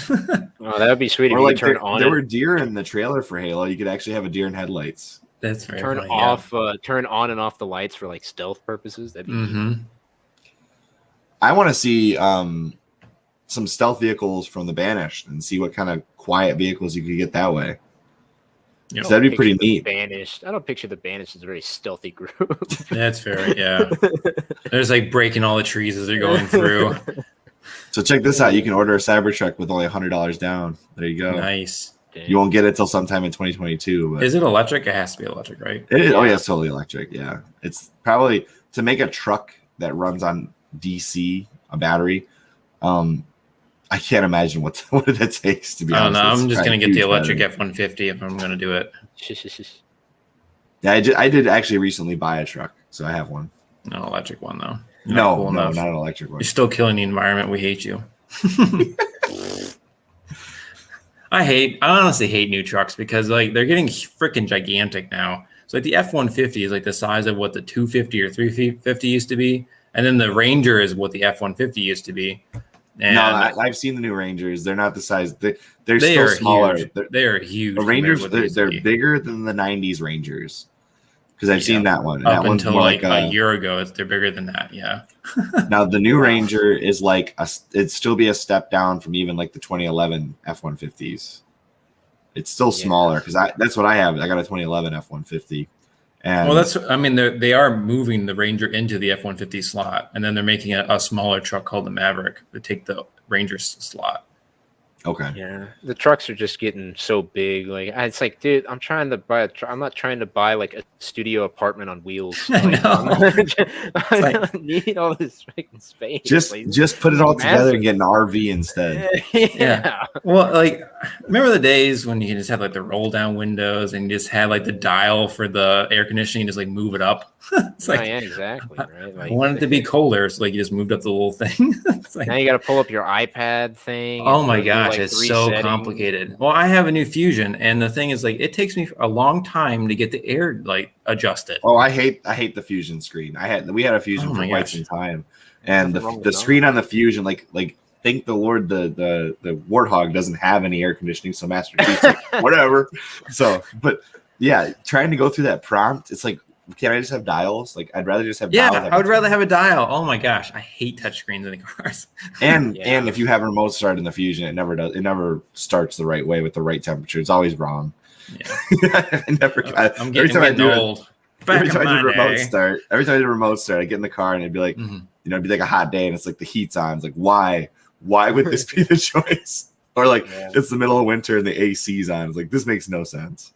the remote start doesn't work right. Keep the dials. Actually, speaking on, I guess maybe to get us slightly on more track with the AC and the Warthog.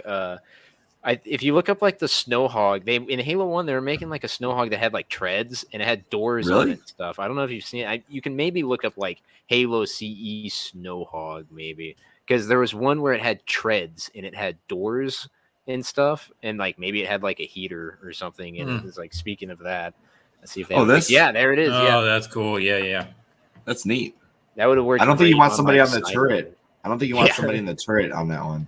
Be freaking cold. I will say I loved the physics in Halo 1. How you would slide on the ice. That was so cool. Yeah, Sidewinder was great to just slide on the ice with. Mhm. That Warthog probably would have done great. What is Halo Ground Command? Was that the original version of the name? No, tabletop game developed by Spartan. Okay, this is No, different. I was gonna say like I don't know what this is. Takes place during Fall of Reach. I might have to find this to go buy it. This is really cool. Halo miniatures, Will. That's pretty cool. I mean, I've seen the miniatures before. I don't know. I try to. I have prevented myself from getting miniatures because I know that I'll just start buying all of them. Right? Yeah, I get you. I hear you on that one. Like, You I will gotta- say this: if I was gonna buy something, get into some kind of miniatures, you better believe it would be Halo. Like, Yeah, for sure.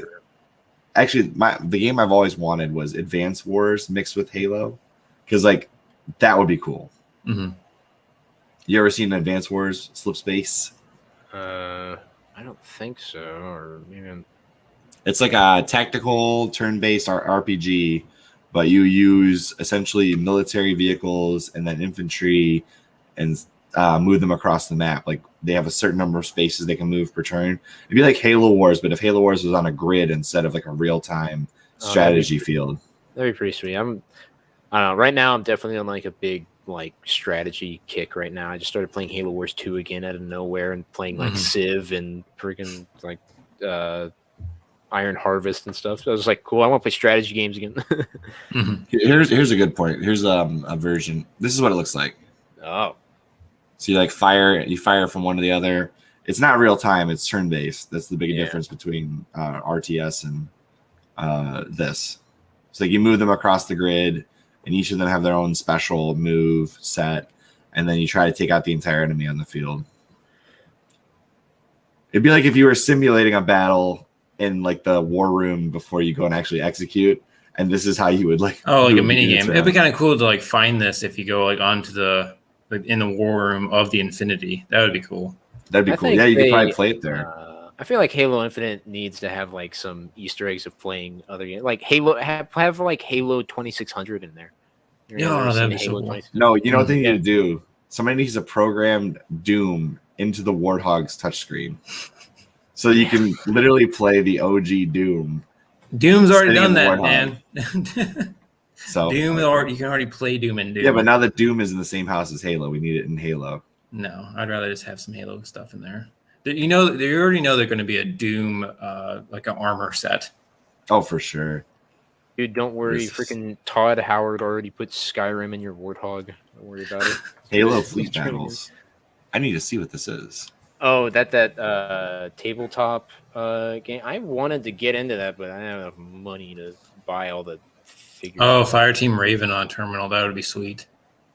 Oh, that would be, yes. Yes, for sure. That was such a fun game. Have you played that yet, Slipspace? Oh yeah, I've gotten like a couple levels into it, but I haven't beaten like the actual game. But yeah, that game. I would love to be able to play that game just somewhere else other than the arcade. Like it'd be nice to get to play it somewhere else. You like go over to Slipspace's house. He's like, "Hey, you want to play Fireteam Raven?" You're like, "What?" Yeah, I bought Go in the basement, and it's the full setups in the Yeah. basement. Like I thought I was like, man, I want to just own this whole cabinet so bad. I was like, how much does it cost for one of these cabinets? But if you owned the cabinet, then you'd really want to be able to like add other levels to it, right? You wouldn't want to be stuck playing just the one.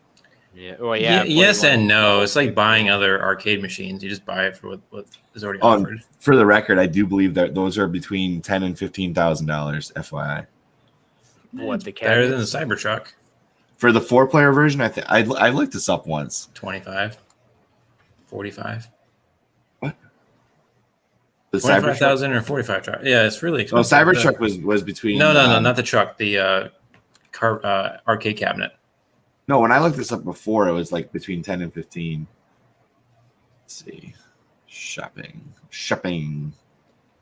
Yeah, I always Click. run out of credits at Dave and Buster's before you can. Oh my gosh, it went up. It went way up. Oh, here we go. For the 2-player version, it's like 16 grand. Jeez. The 4-player version, oh yeah, you can buy the 4-player version, but apparently the only 4-player one that's on here is more than double the price of the 2-player. That Makes costs. It's gonna cost more than a car. You're like, can I get the car or Fireteam Raven? Hard decision here. Honestly, this is probably a better investment because this will not lose its value as Yeah, fast. this will probably go up in value. Like, Yeah, exactly. Like, yeah, this is a better investment. You probably sell this for. I mean, it was 100 grand. limited edition. It was limited because it was only sold to Dave and Buster's. So if you held on to this for like 60 years, you're good to go. Well, the other thing is Well, these cabinets were sold at different places in places outside of the U.S., I believe. Yeah, well, It's like there are other places that have them. Yeah, I but went to a different arcade that had one of these. Like round one, they had one. I was like, oh sweet. yeah, I think there was a limited exclusivity with Dave & Buster's, and then other people were allowed to get them. Oh, okay. Still. Because and if there isn't a Dave & Buster's within a certain number of miles, you can get it. It's a Halo fan unless you own a full Fireteam. I completely agree. It's like, are you a real Halo fan? I'm not gonna lie. If I had like a ton of space and a ton of money, I would have this cabinet. I don't even need the space. If I had the I money. just need the money. Yeah. If I had the money, I'd just build an extension to the space. Like, We'll find the Dave & Buster's going out of business. He's like, I will buy your business just for this. I know. Yeah. That would be awesome. Like my own personal Dave and Buster's with all the arcade stuff. That'd be great. Oh man. All right, let me see here. So back to Cybertruck. I'm sorry, we got way off here. Where would you put the turret? Where would you put the turret? In the truck bed? Yeah, probably. I don't know where else I'd put it. No, you just lay down on the hood, like on the windshield there, and like just lay back and have that turret right there. Just I know connect it to the Cybertruck. They said the Cybertruck was slightly inspired by Halo, but mostly Cyberpunk 2077. I don't know. I think people were making fun of him for it, and I think he just leaned into it. I don't know if he actually officially admitted that.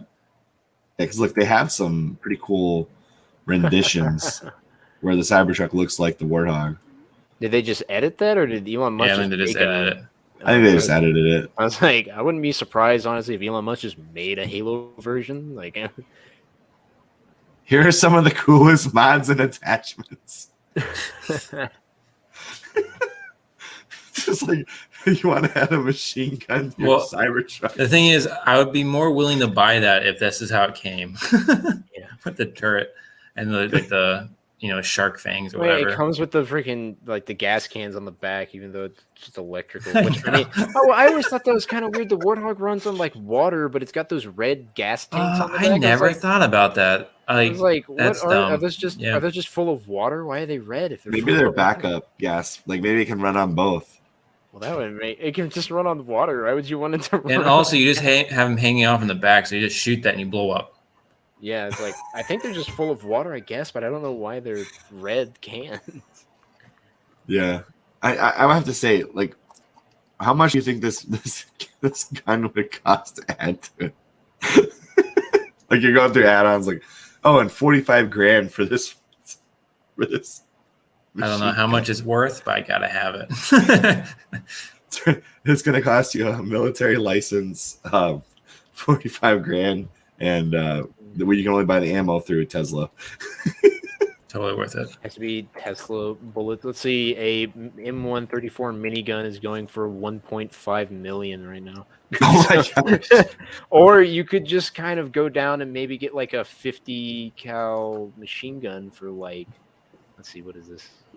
Is this $5 grand? They can't be. Is that cheap? 5 to 20 or 4 to 20 grand, I guess, for just a. Oh wait, that's a sniper rifle. I typed in machine gun.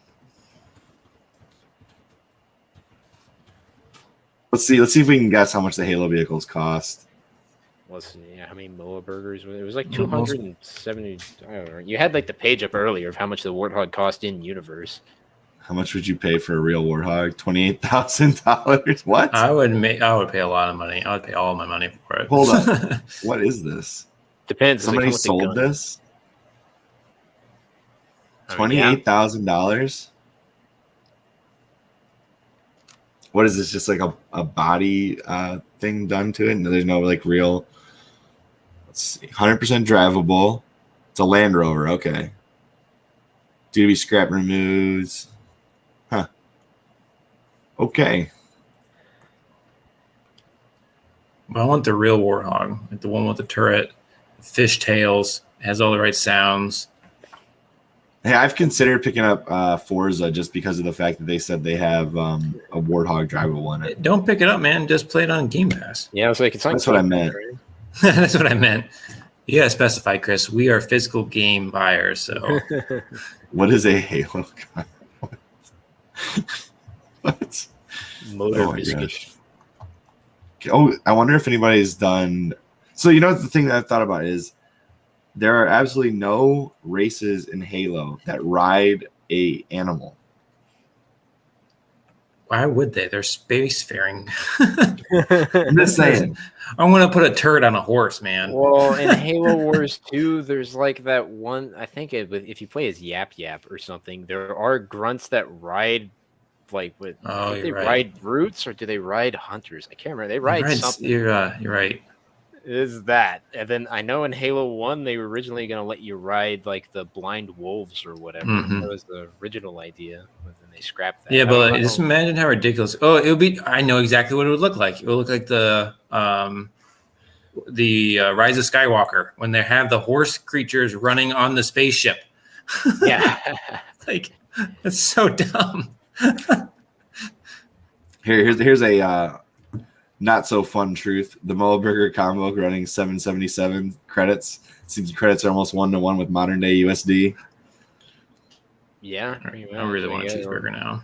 Well, I guess. Will's like, bye stream. I'm gonna go get a cheeseburger. Exactly. Pretty much. Oh man. I know, Will, you said you had to go pretty soon here, so it's Slipspace and I can finish this out. Minutes, yeah. Last question. If you could ride a MOA, would you? Yeah, it'll end up being a lot like when people are riding the ostriches, though. It just looks ridiculous. The bird's so pissed off. Yeah. And you have that disgusting long neck you're holding on to. And the thing is, all it has to do is just like turn around and peck you to death. Yeah. You probably just fall backwards on your back and probably just. Yep. I still wish they would have had actual dinosaurs in Halo, like they kind of initially said they were going to. It'd be cool to have some actual. Oh, there is going to be wildlife, but it's not going to be super bombastic at first. I think. I'm hoping they add more, like like blind wolves or that weird spike thing that was supposed to be in the original. More creatures like that would be cool. Yeah, like the one in Reach. I don't remember those like big monster things with those massive claws. The mission Night Terror or something like that. Night something. I don't remember what it was called. Yeah, I don't remember what they were called. They were just like, I thought that was crazy. I didn't know those were going to be in the game on that level. I was like, oh my god. Well, it seemed like originally there were going to be more levels because if you look at the dev diaries, they have them in other. Oh, Isn't it called something Night something though? That was Gouda. Man, I'm Gouda- really Gouda misremembering cheese. that. Gouda cheese. Yeah, I was like, Gouda's just like a cheese. I'm really misremembering that. Oh man. Let's see here. See what species are on there. You got the Singhili, the Legolo, Moa is Gouda. Is Gouda the one? Is that the one Yeah, for that's sure? it. Yeah, that's the only one I see. How big are these things? They're huge. Yeah, You clearly did not play much of Reach, man. Yeah, it's like, these things I are huge. played Reach one time on Legendary, and that was it. Oh man, we gotta play this game together. These things were at least like 20 feet tall minimum. Like it's like they're at least like 3 times taller than you. Yeah, and considering how tall the Spartans would be. Yeah. Although it was Spartan 3, so there's that. I think the Nightfall mission. Oh yeah, there you go. Will's just got a brain like a supercomputer. He never forgets a thing. Yeah. Exactly. Things he forgets turn into beard hairs. And I hate you. He goes, oh yeah, I remember that now. Exactly. Oh yeah. Oh man. Okay. Let's see here. I guess we'll start talking about the Warthog. I've held off long enough. We'll start talking about it real quick so that Will can jump in. Do you think the Warthog is one of the coolest things ever made in all of video games and media? Yes, for sure. I mean, I think most of the vehicles, especially the original trilogy and Reach, that's what made Halo for me. I mean, the gunplay is so much fun, but this the added addition of all those fun vehicles, and there's so much fun to traverse the environment or just mess around in and like blow yourself up or run over your buddy when you're done. Like, you're tired of playing co-op. Or trying to like go as far as you can in the lake or something. Like there's so much fun. There's so many opportunities that you get with those vehicles that other games don't have. And a perfect example of this is Destiny. I actually liked the gameplay in Destiny 1, but there's essentially no vehicles, and it felt like such a huge missed opportunity. There's such a void in that game because of it. Destiny is Halo without vehicles and add magic. Yeah, and add magic, exactly. Yeah, the gameplay is essentially the same. I will say this. I think Halo's vehicle sandbox changed the game for first-person shooters. I can't think of any other game that has really a vehicle sandbox like Halo, and the way that the vehicles Battlefield Bad Company. Well, no, even then, like when I think about Battlefield, and it has like amazing like sandbox of like fighting with vehicles and stuff, but it's like I don't know, something about the interaction with like. I mean, I guess since they're Spartans and stuff, the interaction between like infantry Spartans and like vehicles, and then just the way that the vehicles just always like bounce around and fly around. I feel like in Battlefield, the vehicles are just a bit more grounded, while in Halo, everything's just flying all over the place. And the difference between being in a vehicle and out of a vehicle just seems more seamless, I guess. And like, I don't know, I just can't really think of any other game that feels anything like how driving the Warthog is, and then having a grenade thrown at it and flipped over and everybody jumping out and just shooting around. And I don't know, it was always just so ridiculous with how easy things could interact with each other in Halo. Yeah, I agree. I'm like trying to think at like around that time, were there other games like Halo that had like such definable vehicles or such like vehicles that were really the identity of the game? What, like Halo 1 around that time? Yeah, around that time. I don't know. That's a good question. Look, I mean, there's like Nightfall, and you get to drive like the 007 like rocket vehicle, Maserati. I think that was the vehicle. I can't remember now. Or Aston Martin. Maybe it was an Aston Martin. Okay. I think it was an Aston Martin. Games. When Halo CE launched. It just seemed like back in the day, a lot of vehicle, or like it was either a vehicle game or it was just like an on the ground game. There wasn't really a lot of in between of like doing both. And then if there was, it seemed like such a huge disconnect. If somebody was on a vehicle, somebody on foot didn't stand a chance. Like, yeah. But in Halo, you can actually fight vehicles. Well, even in Nightfall, or Nightfire, I can't remember those games anymore. The 007 game that came out around that same time, the vehicle sections were like, just linear missions. You couldn't get out of the vehicle. Yeah. Whereas in Halo, that was one of the things that Chris Reagan specifically said was the fact that you could get in and out of a vehicle in mid mission. Yep. Yeah, changed the game. That stuff blew my mind because when Yeah, I was younger playing other games. I played things like Driver and stuff, and it's like you can't get out of the vehicle in those games. And No. Halo, it's like well, you can get in and out. It's like whoa. It also blew my mind like when I played Grand Theft Auto for the first time, of just being able to get in and out of cars. Yeah, that's right. That blew my mind too. And or like, remember when what's the Star Fox that's on GameCube? The one that's like super weird. Is that when they're like fighting dinosaurs and stuff? Yeah. When was Call of Duty 3 come out? I can't remember. Oh, Call of Duty 3. Oh, I do remember that. Call of Duty. It came out when the 360 was out because it's on both. Call of Duty 2006. 3, honestly, is kind of actually one of my favorite Call of Duty multiplayer games. A lot of people like 2 and 3. I love the vehicle gameplay. I wouldn't say is super comparable to Halo, but it was definitely really awesome. I mean, they did have like trucks, and there was a turret in the back, and you could drive around. They had tanks, you could get in and out. Call of Duty 3 was like almost like a Battlefield game, really, with its size and scale. Like that stuff was awesome. Yeah, and then everything went downhill when they focused on multiplayer. Mm-hmm. I honestly think like when you have a game series, it's really hard to focus on both. And the Sandbox and Halo really made both fun.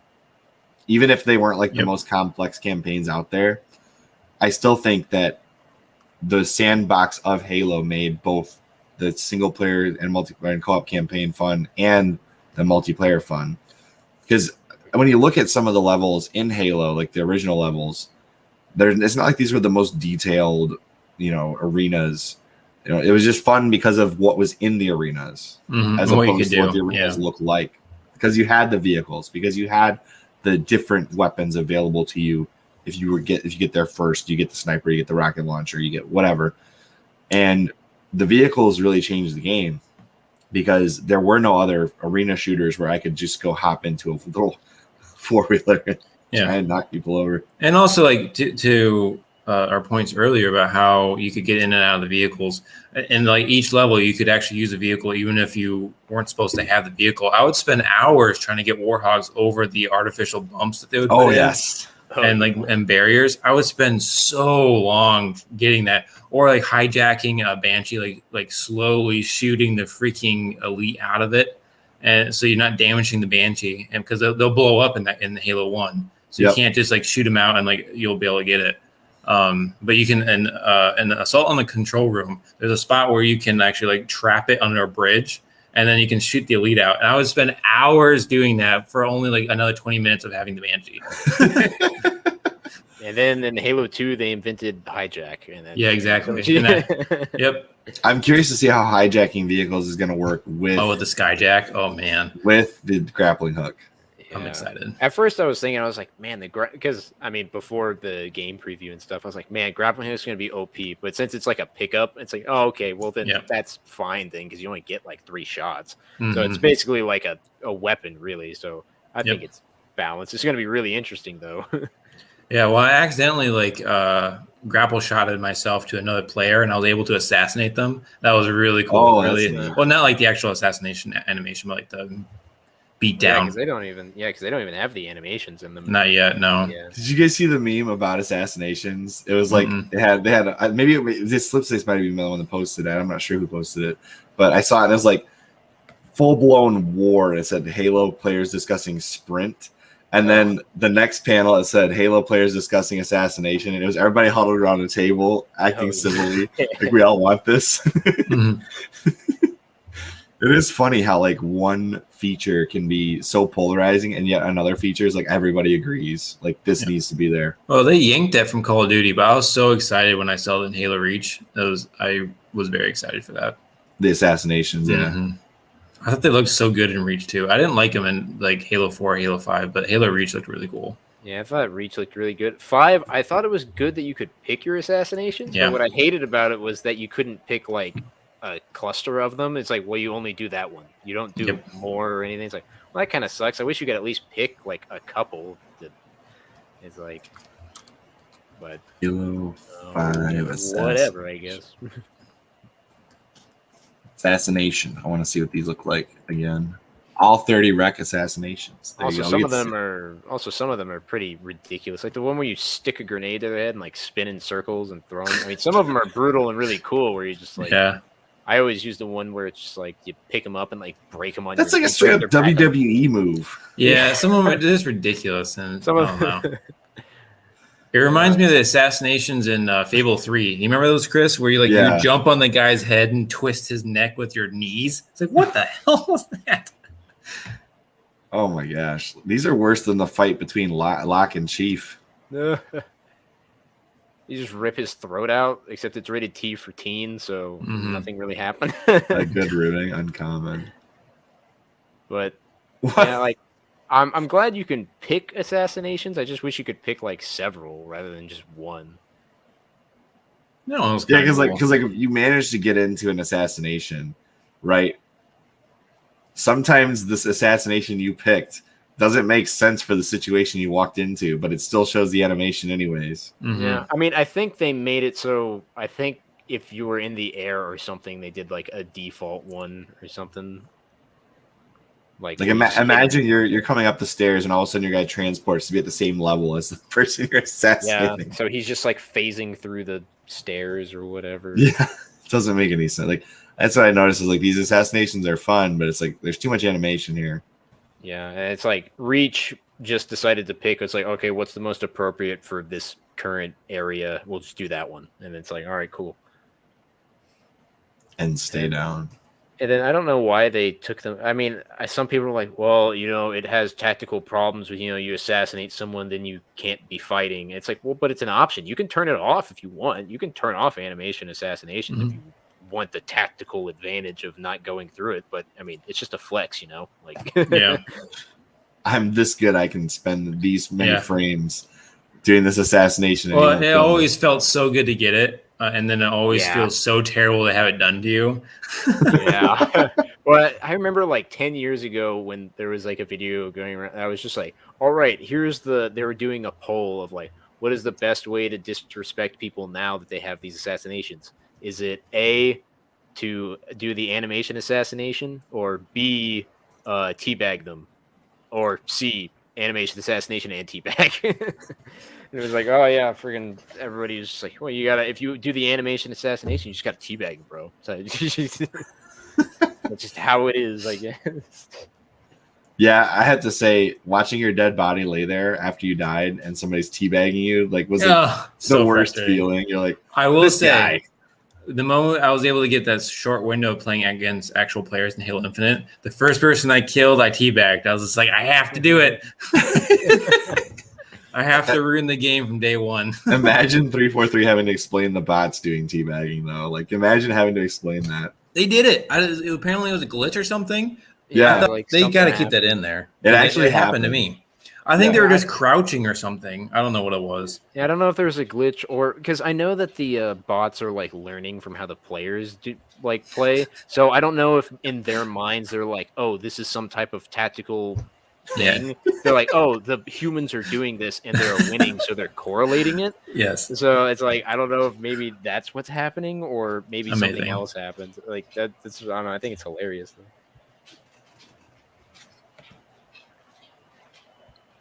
All right, Will, if you got to head out, me and Slipspace will close this one down for you. Yep. Thanks, guys. This has been fun. As I said in the chat, the Warthog is always the greatest of all time. I put that down. What? You didn't put that down. I wrote the Warthog over everything. Yeah, that was me. I don't care. I'm putting it down. You're claiming it now, huh? You're so full of crap, man. It's because we're in the same account. That's why it shows up for us both. Yeah, it does. You're right. Anyway, I'll see you guys. Chris is screwing with me. All right, I'm gonna get off now. All right, see you, dude. All right, bye. All right, the last question I got for you, Mr. Slipspace, is in Halo Infinite, which vehicles do we want to see return, and which vehicles do we not want to see return? Like, pick your favorite one or two that you want to see, and your least favorite one or two that you're like, this does not need to be there. No, let's see here. Well, basically for want to return, I mean, I would really like to see the Falcon return just because I really want a co-op aircraft again. Because like the Falcon was one of those things that was so cool of like, it's not very useful unless you have like cooperation, then it's a powerhouse. And I think teamwork should be highly rewarded. Like if you can get 3 people to work together in an aircraft, yeah, you should be able to shred up the enemy for sure. And then not to come back. Is there another vehicle besides this one that you want to come back? Well, I mean, obviously, like the Warthog. Pretty much, it's like, you know, I think it's on that you probably think won't come back, but you want it anyways. The Falcon seemed like one that might be that case. Yeah, the Falcon was like, I don't know what their case is with that one, but yeah, I would definitely want that one to come back. And then just like the, I mean, I think like the Spectre or probably some type of Covenant Warthog type thing coming back. I want more Covenant co-op. I think like Covenant co-op weapons or vehicles would be really good because, like I said earlier, there really aren't any other than the freaking. You could sit on the turret and the Wraith. Or was it the Spectre? Yeah, the Spectre was like the elite version, I guess, and the Prowler was the brute version. I mean, I guess there'd be some banished version, so that'd be really cool if there was something there. I think in Invasion they could have some stuff like that. Like if they actually do put out Invasion and have like waves of Covenant coming down to attack you, or for example, maybe they have something the opposite. Maybe they have like you're playing as the Covenant and the Marines are coming in to invade. But Invasion would be cool because you could have all these different Covenant vehicles and co-op. Have a reason to have co-op vehicles for the Covenant. Yeah, like, yeah, that stuff would just be really cool. And like, I would love to see some Halo Wars vehicles in there. That'd be awesome. Like we were saying earlier, is like the Cyclops would be sweet just to have in there, or like the Mantis too. I don't know if they're. I mean, I assume they're bringing the Mantis back or something, but I think the Cyclops would be really cool. What in the world is the Halo Skiff? The Skiff is It's the okay, that makes sense. Like a banished counterpart to the Razorback. Okay. Oh, I'm super excited about the Razorback. That sounds awesome. Just load crap down in a Warthog. That sounds great. Like I've always been a big fan of like the transport hog. I always just called it the party hog, but now it's like a functional party hog. You can put turrets in it. You can lay up or weapons in it.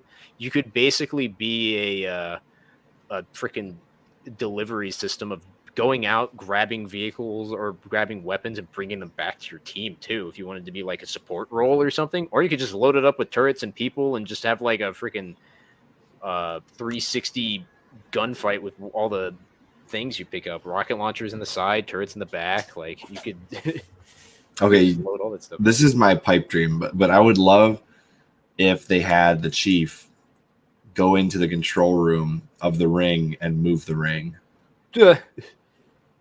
Like, imagine being able to do that. Just move it. Because you can, like, the ring can move. I mean, it's damaged, so it probably won't let you. But I would love to be able to go in that ring and move. Or maybe it's damaged because the Chief did move it, and that's what's getting there. Yeah, it's still a huge mystery of what's going on there. And I haven't read any of the spoilers, so like, if anybody's like, "Oh, we already know that's not the case," like, don't spoil it for me. I want to know. I want to get the story myself. Yeah, I haven't read any of it either, so thank God. Right, exactly. I would love to see this this Warthog show up the Razorback. I'm sure, and they've already confirmed it, correct? Yeah, they showed it like in the gameplay. I wonder if it's going to be in the flight, the big team battle flight. That'd be. I'm ready to get my hands on some of the vehicles. I want to see the elephant for no other reason other than it being there. Sure. I want to see the. I'm glad that the elephant was in Halo 3. I was just disappointed that it wasn't in like, I don't know, in more maps, and that it wasn't in really any future Halo games, really. Like it wasn't in Reach or 4. I mean, the Mammoth was in the campaign, but it's like, man, I really like the thing is so cool. It's such a beast. Like, I don't know. I want to see more of the elephant. Yeah, sure. I've heard people say this before. Thankfully for me, I don't check Twitter that often. So like, unless somebody messages me or like I know I need to go look for something, I don't.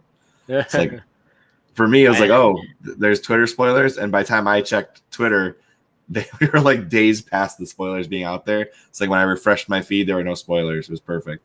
Yeah, I don't check Twitter. I check there to see if somebody's DM'd me and to put out some stuff. I don't really read too much into Twitter. Exactly. Yeah. Like I feel like the longer I sit on Twitter, the worse my brain gets. Yeah, I can feel my brain cells just dying. I would actually, speaking of that, can you imagine if they implemented like some kind of a UNSC social media thing where like the chief's like scrolling through like, oh God, I can only imagine. oh no. He's like, why am I defending humanity? If Chief had Twitter, he'd be like, I don't even want to defend humanity. This isn't even worth it. Glass us. Yeah, Master Chief's like scrolling down like, you can't use Twitter obviously because you know Twitter would be like, you know, you can't use this in your game. Okay, whatever. So it'd be like Twit feed or something stupid.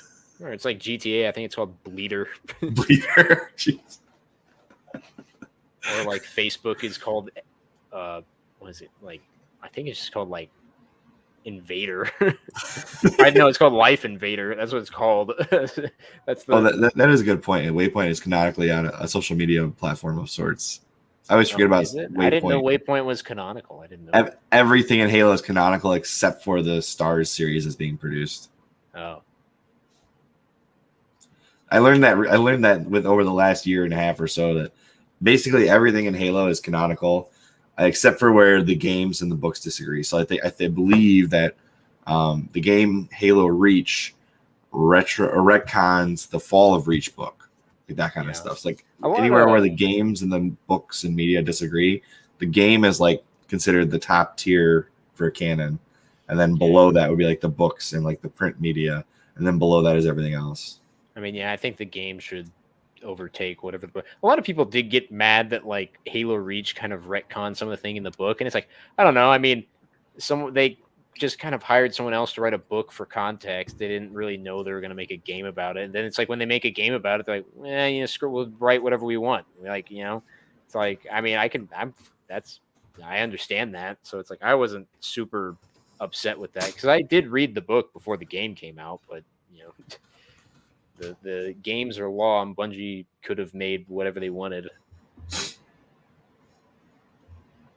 I wish I had room for these things. You let me just park the elephant in my backyard.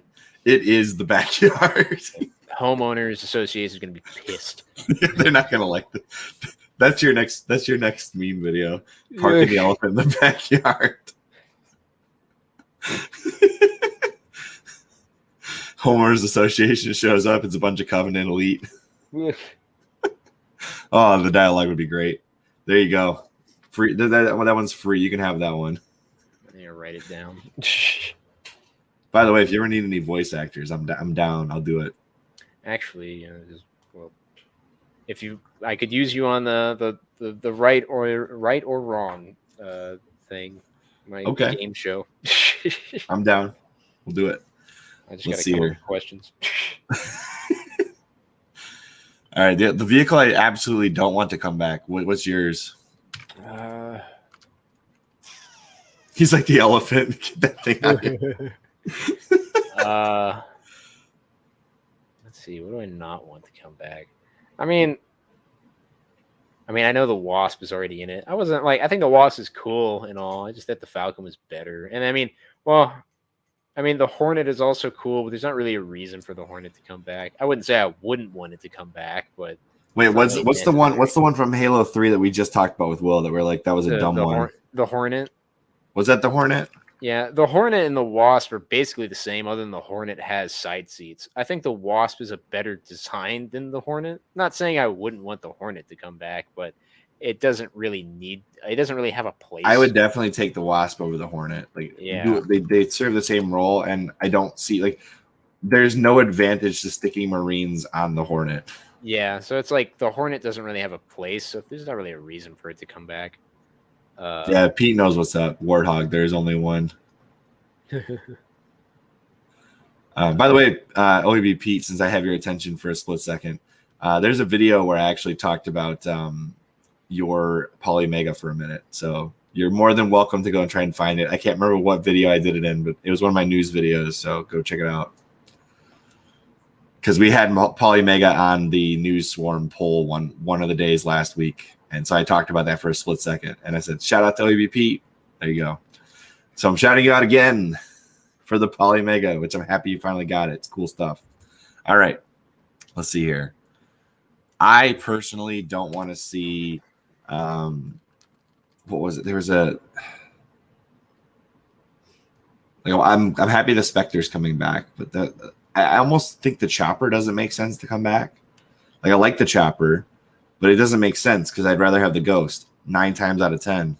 Well, I guess the Chopper makes sense for the Banished of just ramming. It does. Because the Chopper was like a brute invention, I guess. And I mean, I think the Chopper's cool. I'm awful with it though. I always just like try to turn too sharp and I just slide on my side. I'm like, ah, crap. I'm terrible with it. But yeah, I don't see a point to, unless it's specific to the brutes. Like for me, the Ghost always fulfills the role of the Chopper better. yeah, I guess the only thing that a Chopper really is just kind of anti-light vehicle because you just rams them and blows them up. Yeah, it's a ground vehicle. But the thing is, if you have the back of the tail of the Chopper that's not touching the ground, why is the front of the Chopper touching the ground? I've never understood that. Yeah, I don't know. In the books, it says it's based off farming equipment or something. So it says irrigation based. Okay, they based it off like a harvester or something that it's like, or it's got like all the sharp teeth in the front, and it's like, oh, they're like, oh wow, this is a crazy weapon of war. It's like, nah, we use it for farming. Like, oh, we got Harley saying she doesn't want the Mantis to come back. Let's see here. If they could make the Cyclops basically fill the void for the Mantis, I'd be totally fine with that because I think the Cyclops looks way better. I think the Mantis is cool, but I don't think it looks very cool. Oh, there you go. Oh, yeah, we should get this. Why not? Like have the Marines actually sitting in the back of a pickup truck. Basically just the Razorback at this point, right? Or I mean, yeah, but the Razorback doesn't have the same level of protection because there's no roof. Oh yeah. So pickup truck, you could actually have bulletproof or plasma proof, whatever you want to call it. I think it'd be kind of cool if Halo had like an ACP or APC, not ACP. Right. Actually, you know what they've never done is an underground vehicle, like some kind of a digging vehicle. Yeah. I don't know how that would work in the sandbox because you'd literally be going under it, but oh wait, I guess Halo Wars has the Mastodon, which is a Mastodon, which is an APC, which I thought was really cool. I use that thing all the time actually whenever I play Halo Wars. Halo Mastodon. Oh, this thing. Oh, okay. All right. I think it'd be really cool to have in the game though, which I mean it would require to have a bunch of people in it. But again, that'd be really awesome if you could just like shoot out the window. That's what they do in the game. They just I'm curious whether in Halo Infinite what the limit in the campaign will be. Will it be 4 players? Will it be 8 players? Because you never know. You could probably have a driver, and then I don't know if the driver would control the gun or not. I don't. And then probably you could have 4 people in the back. I would assume that just to carry. Yeah, I think the biggest mistake they could make with Halo Infinite is to disinclude a vehicle in general, but the Chopper would be my choice to not have, just because I'd rather have the Ghost every time. Yeah. Like, there's just no point to having the Chopper unless it's the only thing available, because it's not like it's more powerful than the Ghost. It's harder to splatter people with the Chopper. The Ghost is just a better overall vehicle. And unless they're adding more Forerunner vehicles, what the heck's that flying Forerunner vehicle called? It's like that thing seems, well, I mean, without anything else, that thing seems so out of place. And with the Wasp and Banshee and stuff, I mean, it's better than them, I guess, but it seems kind of out of place. Where is it? Let me go back to. I think it was right up there at the top in the top right. Oh, was it? Hold on. Oh yeah, that's it. Toyota 4Runner. Yeah, there you go. Yeah, that's the toy. Yeah, I really hope Toyota isn't in Halo Infinite. Okay, let's see here.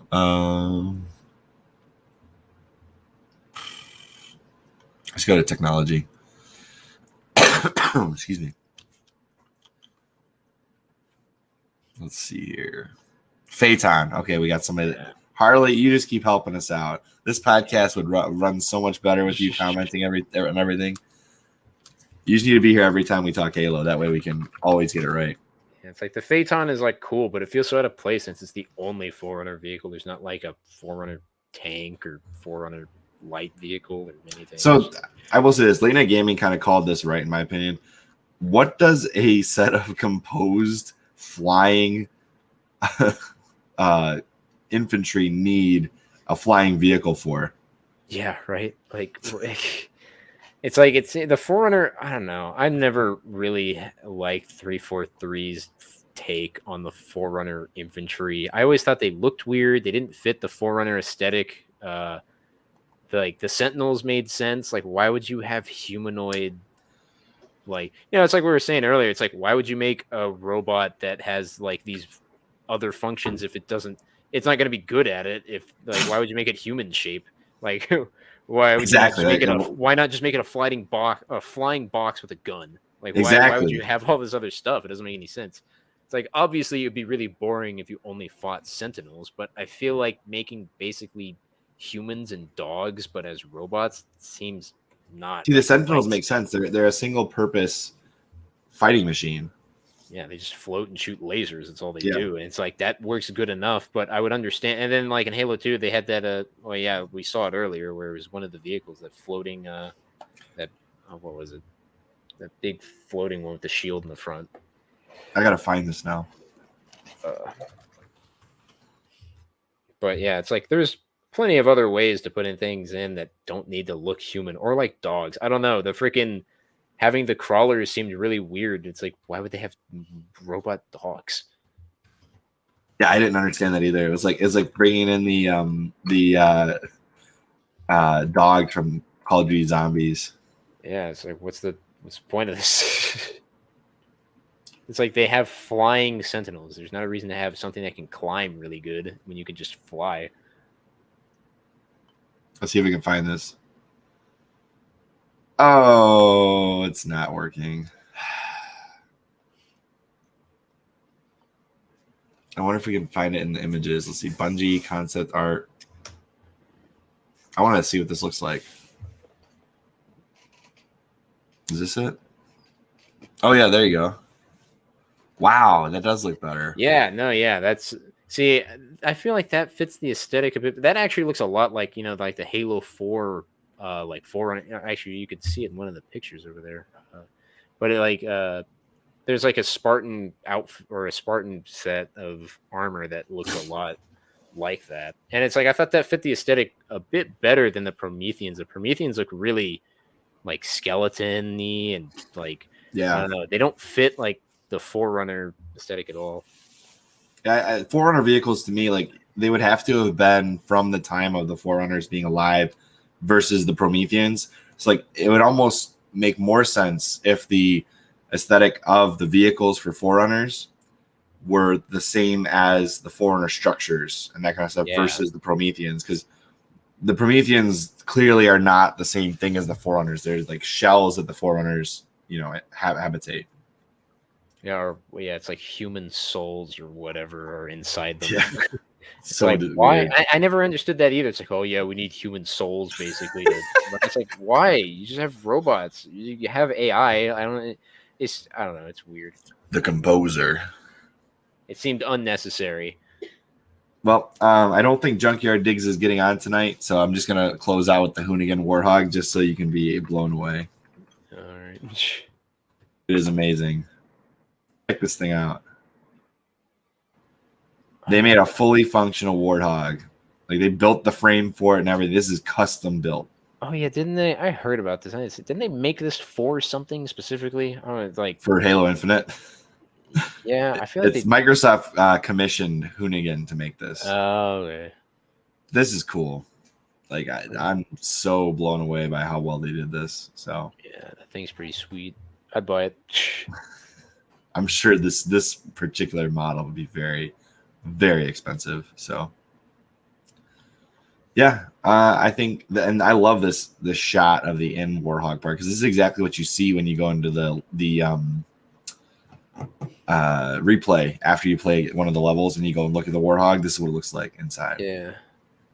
So, anyways, anything else you want to say about Halo vehicles, Mr. Slipspace? No, I'm just looking. I really hope they're a lot of fun and feel a little bit better than they have before. I feel like in 5 and 4, the vehicles have felt really weird, especially the Warthog. I feel like the Warthog has been really weird the past couple games. I feel like they're made out of like paper mache and they just fly around everywhere. I don't know. It's like, I bounce around a lot in Halo Reach and 3 and stuff, but in Halo 5, I feel like I turn slightly too fast and I flip over. It's like, well, I don't know. They seem really unbalanced. So I hope it's a little bit better in Infinite. And I'm really looking forward to the big team battle flight in the next, like, let's see, it's like next week. Yeah. Yeah, I'm definitely gonna be hopping into that. Yeah, I gotta make sure my recording doesn't get corrupted like last time. Oh, geez, yeah. So yeah, that's what I'm looking forward to. All right, well, let's close this bad boy out then. If you guys haven't already, make sure you go subscribe to Slipspace Entertainment. Find them on FruitLab, like we showed you in the beginning of this podcast. And I want to thank you again for coming on and sticking it out even longer than Will did. Oh, yeah, it's a blast. I love being here every time. And I don't know if we're trying to get some of the people here next time and talking more about vehicles or whatever. So I'm always welcome to come on. We're going to be doing a long podcast pre-Halo Infinite. Yeah. Like Halo Infinite, I'm calling it the launch party cast. And it's going to kind of be an open-ended for any Halo creators to come in and out. Is that like your 24-hour one or whatever you're trying to do? Debating on something like that, yeah. And then we're going to do a post-launch the week after the launch where we're going to do like let's break it all down and decide what we thought of it after the launch. So 2 Halo casts, bookending both sides of the Infinite launch. So that'll be fun. All right, sweet. Yeah, I'm always down for that. I always love coming on here. Yeah, we always like having you on here too. So as always, I am Chris, and thank you for watching the CHRILLCast. We appreciate you. And we will see you all on the next one. Bye. Bye.